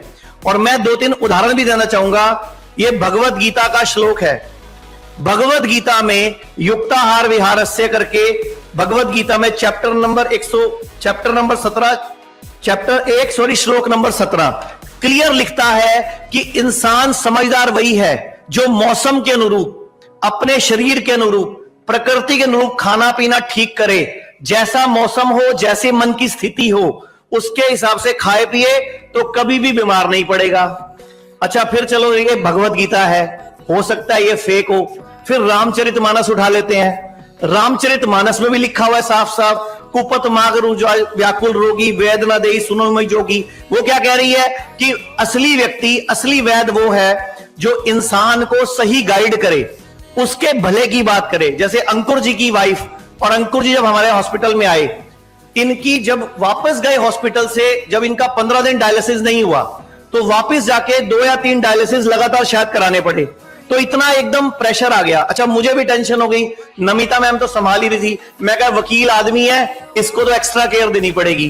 तो मैंने खुद पर्सनल नंबर दिया अपना कि नमिता मैम से भी बात करते रहो, मेरे से भी करते रहो। तो जैसी कोई प्रॉब्लम आई, क्योंकि ये वकील है ना, वकीलों से डर भी लगता है भाई, तो ये, लेकिन ये अच्छे वाले वकील हैं, तो ये वकील साहब ने पूरा कोऑपरेट किया। आज कितने दिन हो गए अंकुर जी डायलिसिस बंद हुए हुए? मैं बीच में बाहर चला गया था। 14 अप्रैल के बाद आज अभी तक डायलिसिस नहीं हुआ, और देख लो कोई सिम्टम भी नहीं है।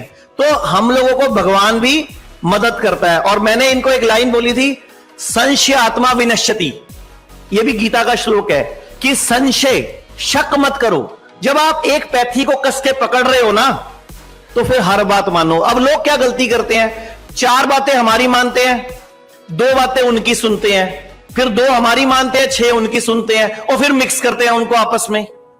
जबकि डॉक्टर विश्वरूप ने क्या बोला कि वो जो बता रहे हैं सब कुछ उसका उल्टा कर दो बस।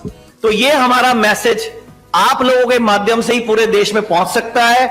और मैं जितने भी नाइस एक्सपर्ट या जितने भी लोग ये यूट्यूब से या फेसबुक लाइव से देख रहे हैं, मैं बोलना चाहूंगा, आयुर्वेद कहता है धर्मार्थ काम मोक्षणम आरोग्य मलमूतमम, कि धर्म, अर्थ, काम और मोक्ष, ये 4 पुरुषार्थ हैं जो हमें प्राप्त करने हैं। इसीलिए हमें मानव जीवन मिला। ये मिलेगा ही नहीं, मोक्ष नहीं मिलेगा अगर जीवन आरोग्य में नहीं होगा।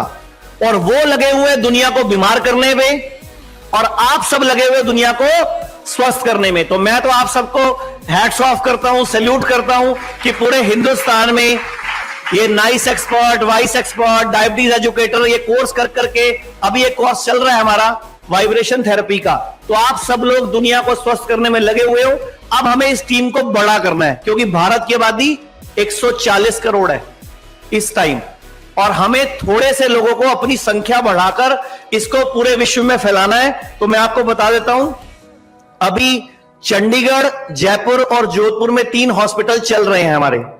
अभी 4 हॉस्पिटल इसी महीने शुरू हो जाएंगे, जिसमें लुधियाना, अमृतसर, गुड़गांव तो लगभग इसी 1 हफ्ते में शुरू हो जाएंगे, और लखनऊ 1 महीने में शुरू हो जाएगा, और मुंबई और इसके अलावा 5-6 और बड़े शहरों में हम लोग ये हिम्स हॉस्पिटल शुरू कर रहे हैं। और आप सब लोगों से रिक्वेस्ट है, निवेदन है, आओ हिम्स में, खुद देखो, पेशेंट से मिलो, वीडियोस बनाओ, प्रैक्टिकल करो, फिर दुनिया को बताओ कि अपना डॉक्टर खुद बना जा सकता है। और थैंक यू वेरी मच। हमारी थेरेपी कोई थेरेपी नहीं है ना, हमारी थेरेपी नेचुरल है। फ्रूट खाना, सैलड खाना, हरी सब्जियां खाना, नंगे पांव घास पे घूमना, सुबह सुबह प्राणायाम करना और पानी के टब में बैठना, तो सब नेचुरल थेरेपी है। और ये ऑलरेडी आयुर्वेद में अवगास वेद के नाम से वर्णित है। ये थेरेपी ऑलरेडी आयुर्वेदा में वर्णित है।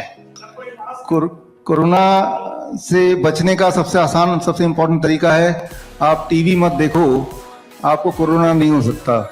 राइट, मैं तो बोलता हूं ये कि जिसको भी लगता है कोरोना है, और जिसको भी है, आप सबको मैं अनाउंस कर रहा हूं ऑफिशियली कि मैं उस पेशेंट के साथ रहने को तैयार हूं बिना मास्क लगाए।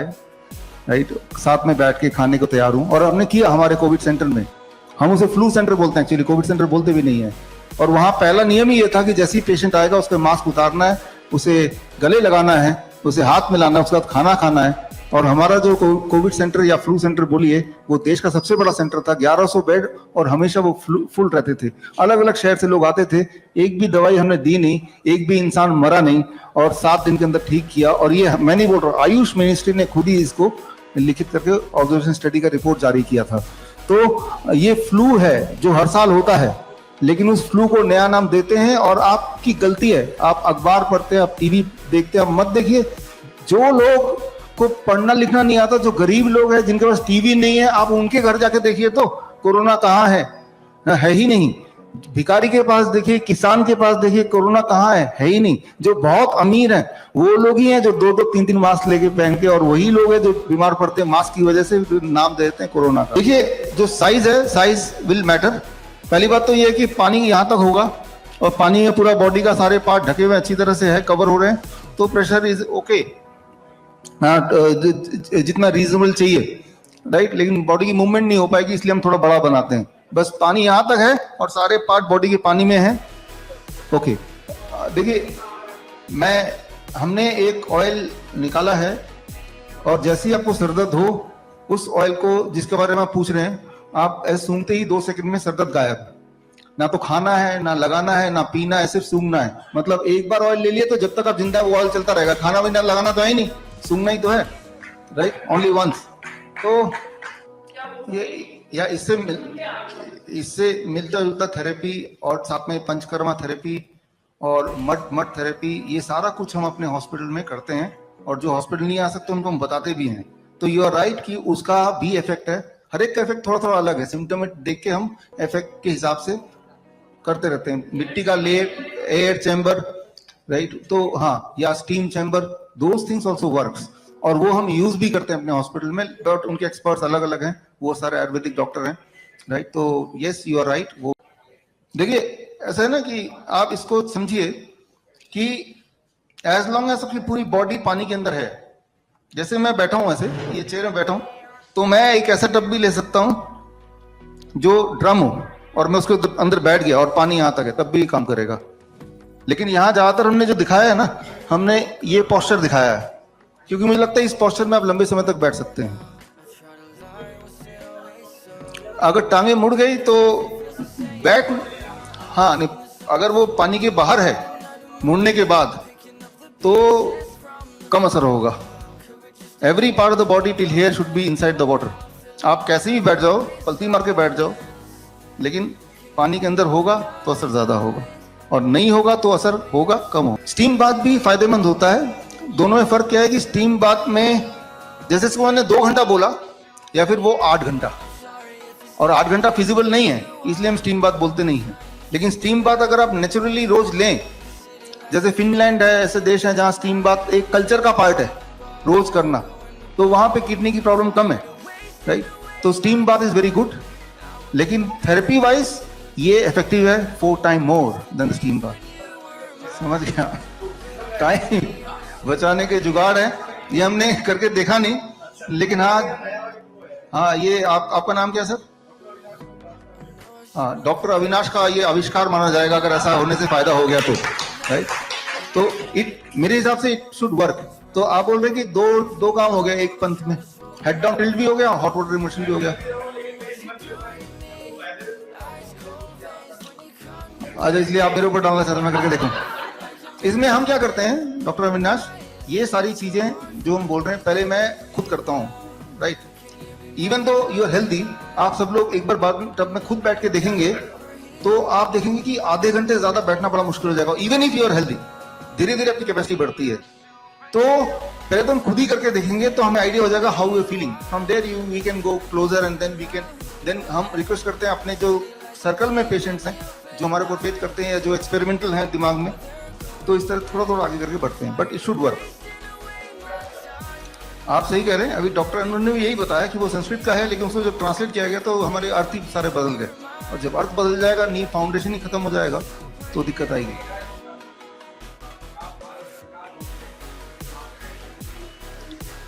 तो क्या भारत सरकार, हाँ जरूर, मैं तो यही सोचता हूँ कि मैं अगर होता या सरकार, कोविड तो है नहीं, वो लूटने का तरीका है, मैं तो साफ ही बोल रहा हूँ।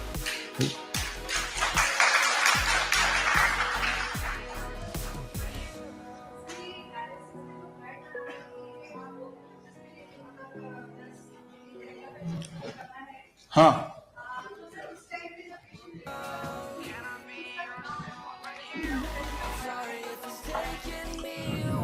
देखिए, इसे हम बोलते हैं हेड डाउन टिल्ट मेथड, जहां पे पेशेंट को लिटा देते हैं और इस तरह से 10 डिग्री एंगल पे, यानी कि यहाँ पे पाया जो है, यहाँ पे 3-3 ईंटें रख देंगे ना तो एग्जैक्टली हो जाएगा। ऐसा अगर पेशेंट करता है फॉर अबाउट 2 आवर्स तो blood circulation towards the kidney होने लगती है, उसका यूरिन आउटपुट बढ़ने लगता है, स्वेलिंग कम होने लगती है, उसकी वीकनेस कम हो जाती है, ब्लड प्रेशर भी अल्टीमेटली कुछ दिनों में कंट्रोल में आती है। नॉर्मली जब ब्लड प्रेशर किसी का 170 सिस्टोलिक से ऊपर होता है तब बोलते हैं इसको मत करो, तब वो हॉट वाटर इमर्शन से पहले ब्लड प्रेशर घटाओ फिर इसको करो, राइट? यही एक मॉनिटर करना है कि वो अनईजी जैसे फील करता है तो उसको बोलना कि आप डिसकंटिन्यू कर दो। अनईजी आप खुद भी लेटेंगे जबकि हम स्वस्थ हैं, तब भी हो सकता है हम अनईजी फील करें तो हम डिसकंटिन्यू कर दें।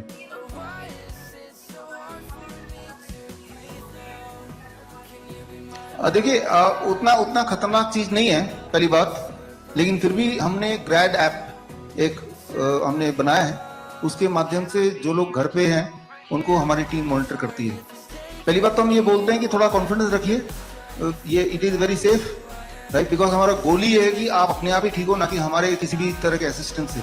लेकिन असिस्टेंस के लिए हमने ग्रैड ऐप बनाया है, और उसमें पेशेंट उस ऐप में डालते हैं ताकि वो जब चाहे वो हमें कांटेक्ट कर पाए और हम जब चाहें हम उनकी स्थिति जान पाए। डिसकंटिन्यू आधे घंटे में डिसकंटिन्यू किया, दिन में 4 बार किया आधे घंटे, अच्छा 2 घंटा हो गया। 2 घंटे उसमें लगता है कि ऊपर आ ऐसे ही लगेगा, और सभी को लगेगा। एक तो खाली पेट कीजिए, ओके, हाँ तो नहीं लगेगा। दूसरा, जैसे डॉक्टर नमिता कराती हैं कि जब आप मान लो जो लोग 6 बजे उठते हैं तो 4 बजे ही उनके बेड को किसी ने टिल्ट कर दिया ताकि वो सोने वाला टाइम भी यूटिलाइज हो जाए, नहीं तो यूं ही पड़े रहना भी कई लोगों को बोरिंग लगता है। इस तरह से यू कैन मॉडिफाई। एक बेड को तो कन्वर्ट ही कर दिया है। हाँ, तो बस 4 बजे उठ के उस बेड में शिफ्ट हो गए 2 घंटे के लिए, या तब तक के लिए जब तक you are feeling comfortable. Okay, yes. तो मतलब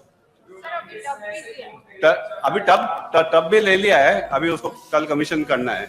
यस, हमारे बहुत सारे कैंसर पेशेंट्स हैं जिनको हम hot water immersion and diet दे रहे हैं एंड दे आर वेल, तो ये घर पे भी आप कर सकते हैं। तो यस, कीमोथेरेपी छोड़ के ये कर सकते हैं या करना चाहिए। सर जी, क्या हम किडनी पेशेंट को कट स्नान दे सकते हैं? दे सकते हैं, हाँ। जो ठंडे पानी का कट स्नान दे सकते हैं? देखिए, एक बात, जहां तक ठंडे पानी की बात कर रहे हैं, हमारी किताब पढ़ी पॉस्टुरल मेडिसिन। ठंडा पानी, बहुत ठंडा पानी, नॉर्मल पानी तो ठीक है, लेकिन जब ठंडा होता है ना, normal temperature come, it can shut the kidney को स्विच ऑफ भी कर सकता है इमीडिएटली ठंडे पानी से, जितने आपको कंफर्ट नहीं है। नॉर्मल पानी की बात नहीं कर रहा, तो गर्म पानी स्विच ऑन द किडनी, ठंडा पानी स्विच ऑफ द किडनी, ये इतना ध्यान। हाँ, नॉर्मली बीपी इसमें पहले ऊपर ही जाएगा, अगर ज्यादा ऊपर जा रहा है कंफर्ट डिस्कंफर्ट लगेगा, फिर छोड़ दीजिए इसको। हाँ, 15-15 मिनट करके कीजिए दिन में 4-5 बार। देखिए, epilepsy is a disorder of autoimmune nature, तो उसमें तो पहले तो डाइट कर लो। डाइट से उसमें dairy product, pack food, animal food हटा दिया, ग्रेन्स हटा दिए, ग्रेन्स में व्हीट ग्रेन्स। हाँ, तो देयर इज ए पॉसिबिलिटी कि एपिलेप्सी का अटैक नहीं पड़ेगा। The things which can trigger epilepsy, you discontinue those things. हाँ, एक पेशेंट हैं जिनका 250 से नीचे डायबिटीज आता ही नहीं, 250-300, चाहे कुछ भी कर लें आप, नेचुरोपैथी कर दें, डाइट कंट्रोल कर दें, हमारे औषधि दे दें, तो भी कुछ नहीं होता उनका। इनका कोई हमारे यहाँ पे राकेश वर्मा जी हैं यहाँ पे, वो ब्लैक बेल्ट है, 3 या 7 दिन तक है मेरे ख्याल से। उनको भी यही दिक्कत थी, उन्होंने कुछ खास अपने आसन और कुछ खास मार्शल आर्ट्स के ट्रेनिंग डाइट के साथ किया, खुद ही इजाद किया, और अब कई साल बाद अब ब्लड शुगर बिल्कुल नॉर्मल आने लगा है। दवाई भी छोड़ दी उन्होंने, अभी मिलेंगे यहाँ पे, अभी यहीं थे। तो उन्होंने कुछ मैनिपुलेट भी किया, उसको बदला, ठीक है ना। तो वो रिजीम आपको बताएंगे, अभी यहाँ पे हैं RK वर्मा, यहीं पे पीछे गए, बुलाते हैं। ऐसा होता है कि बहुत जिद्दी डायबिटीज, जैसे डॉक्टर नमिता ने बताया, स्ट्रेस, तनाव होने से भी उसका अच्छा खासा कंट्रीब्यूशन ब्लड शुगर में पड़ता है। खाना खाने के 2 घंटे बाद, खाना खाया 2 घंटे तक कुछ नहीं खाया, आप टेस्ट करो सर। हाँ सर एक प्रॉब्लम है कि घर में जब ये टब यूज करते हैं, तो वाटर टब यूज करते हैं, तो टेम्परेचर मेंटेन नहीं रह पाता। देखिए, उसके लिए हमारे यहाँ पे इंजीनियर भी आए हुए हैं, ताकि आपको अगर समझना है, सीखना है कैसे करना मेंटेन, तो बात कर लीजिए।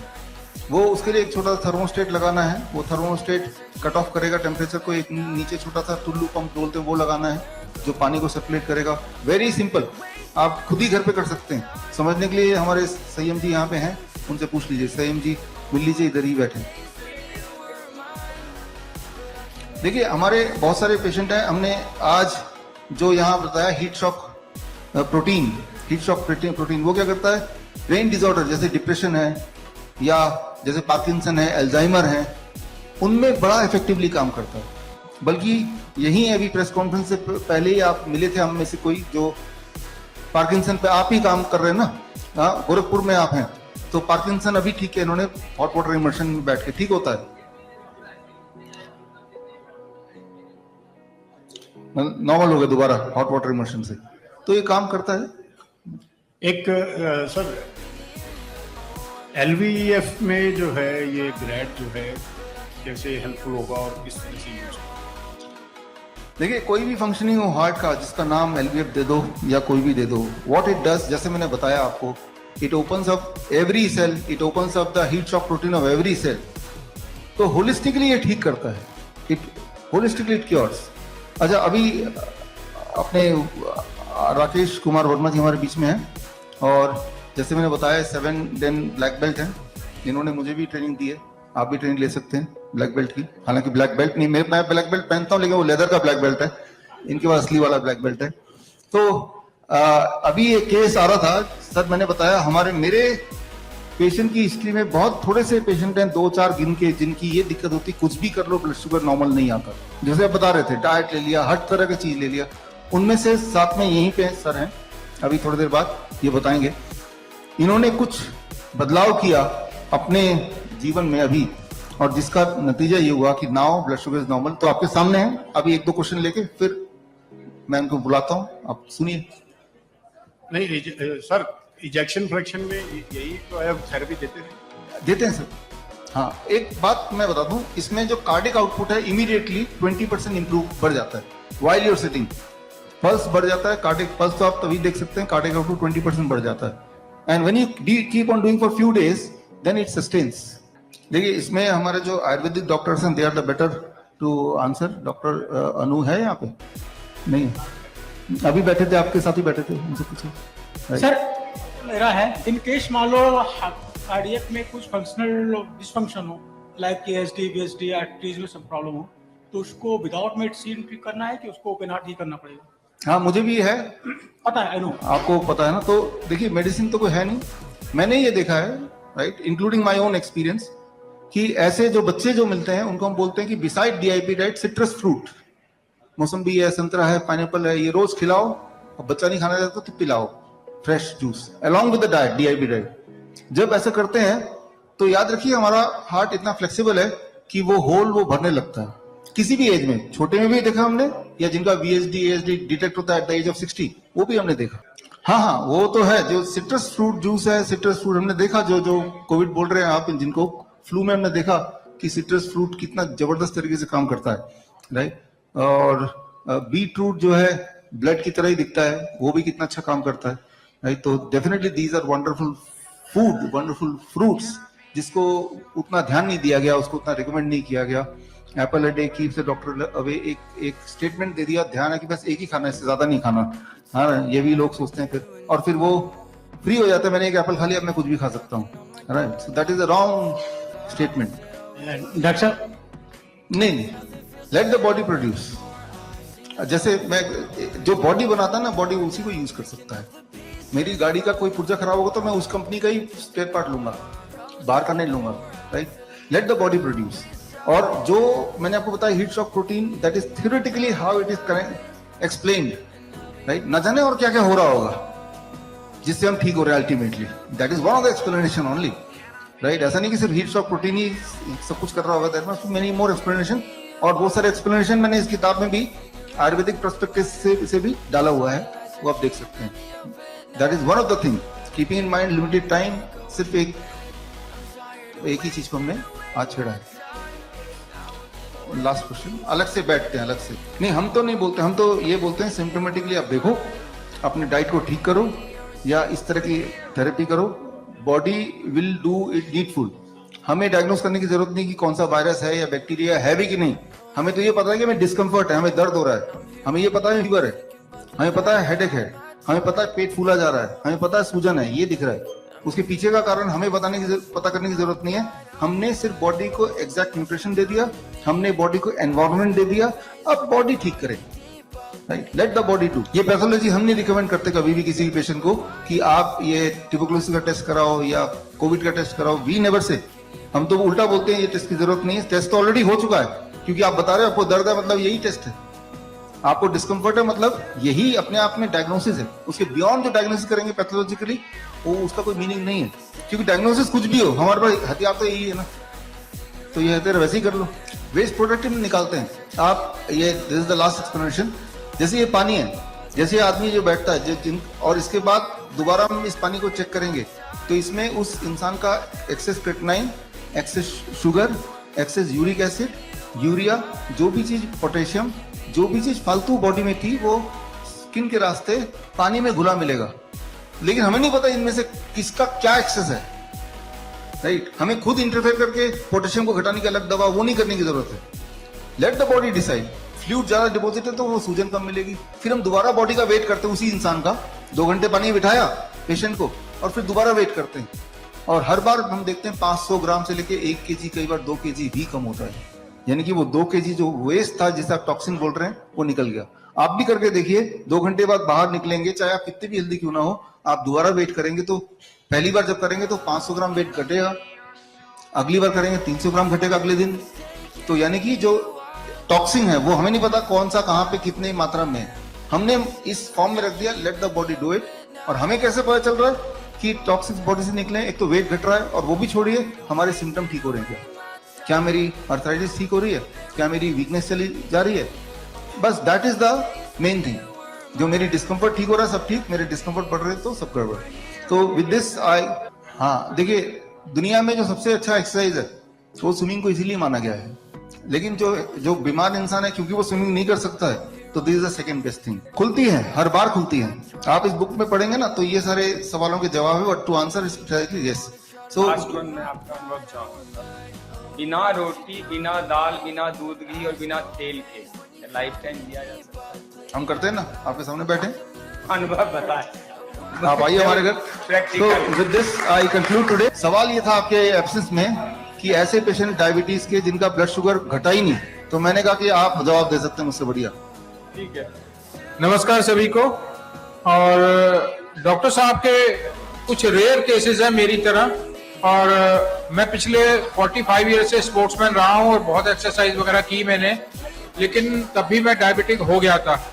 तो मेरे को यही समझ में आया कि बिना डाइट के अगर कोई अकेला एक्सरसाइज करता रहता है तो तब भी वो बीमार हो सकता है। तो दोनों का कॉम्बिनेशन है आपस में। तो मैं 2013 के अंदर डॉक्टर साहब से मिला था और उनकी डाइट को फॉलो किया, लेकिन मेरी शुगर जो है कंट्रोल नहीं आ रही थी, वो बढ़ रही थी। तो अब प्रेजेंटली मैंने इसके साथ एक्सरसाइज को जोड़ा, और आज की डेट में डाइट और एक्सरसाइज ये दोनों बहुत ज़रूरी हैं। यही मैं कहना चाहता हूँ। कोई अगर ये सोचता है कि मैं एक्सरसाइज बहुत ज़्यादा करता हूँ, डाइट फॉलो नहीं करता हूँ, तो वो ठीक नहीं हो सकता, वो बीमार होगा ही होगा। आप देखते हो कितने स्पोर्ट्समैन जो है, कोई कैंसर से मर रहा है, कोई कैसे मर रहा है। तो ओवरऑल मैं यही आपसे कहना चाहता हूँ कि डाइट के साथ एक्सरसाइज एक्सट्रीम। मैं जितनी प्रोटीन आज की डेट में मैं लेता हूँ या मैं कैलोरीज लेता हूँ, उतनी ही मैं एक्सरसाइज के द्वारा बर्न कर देता हूँ उसको। तो मैं फिट हूँ, बिल्कुल ठीक हूँ। Thank you very much.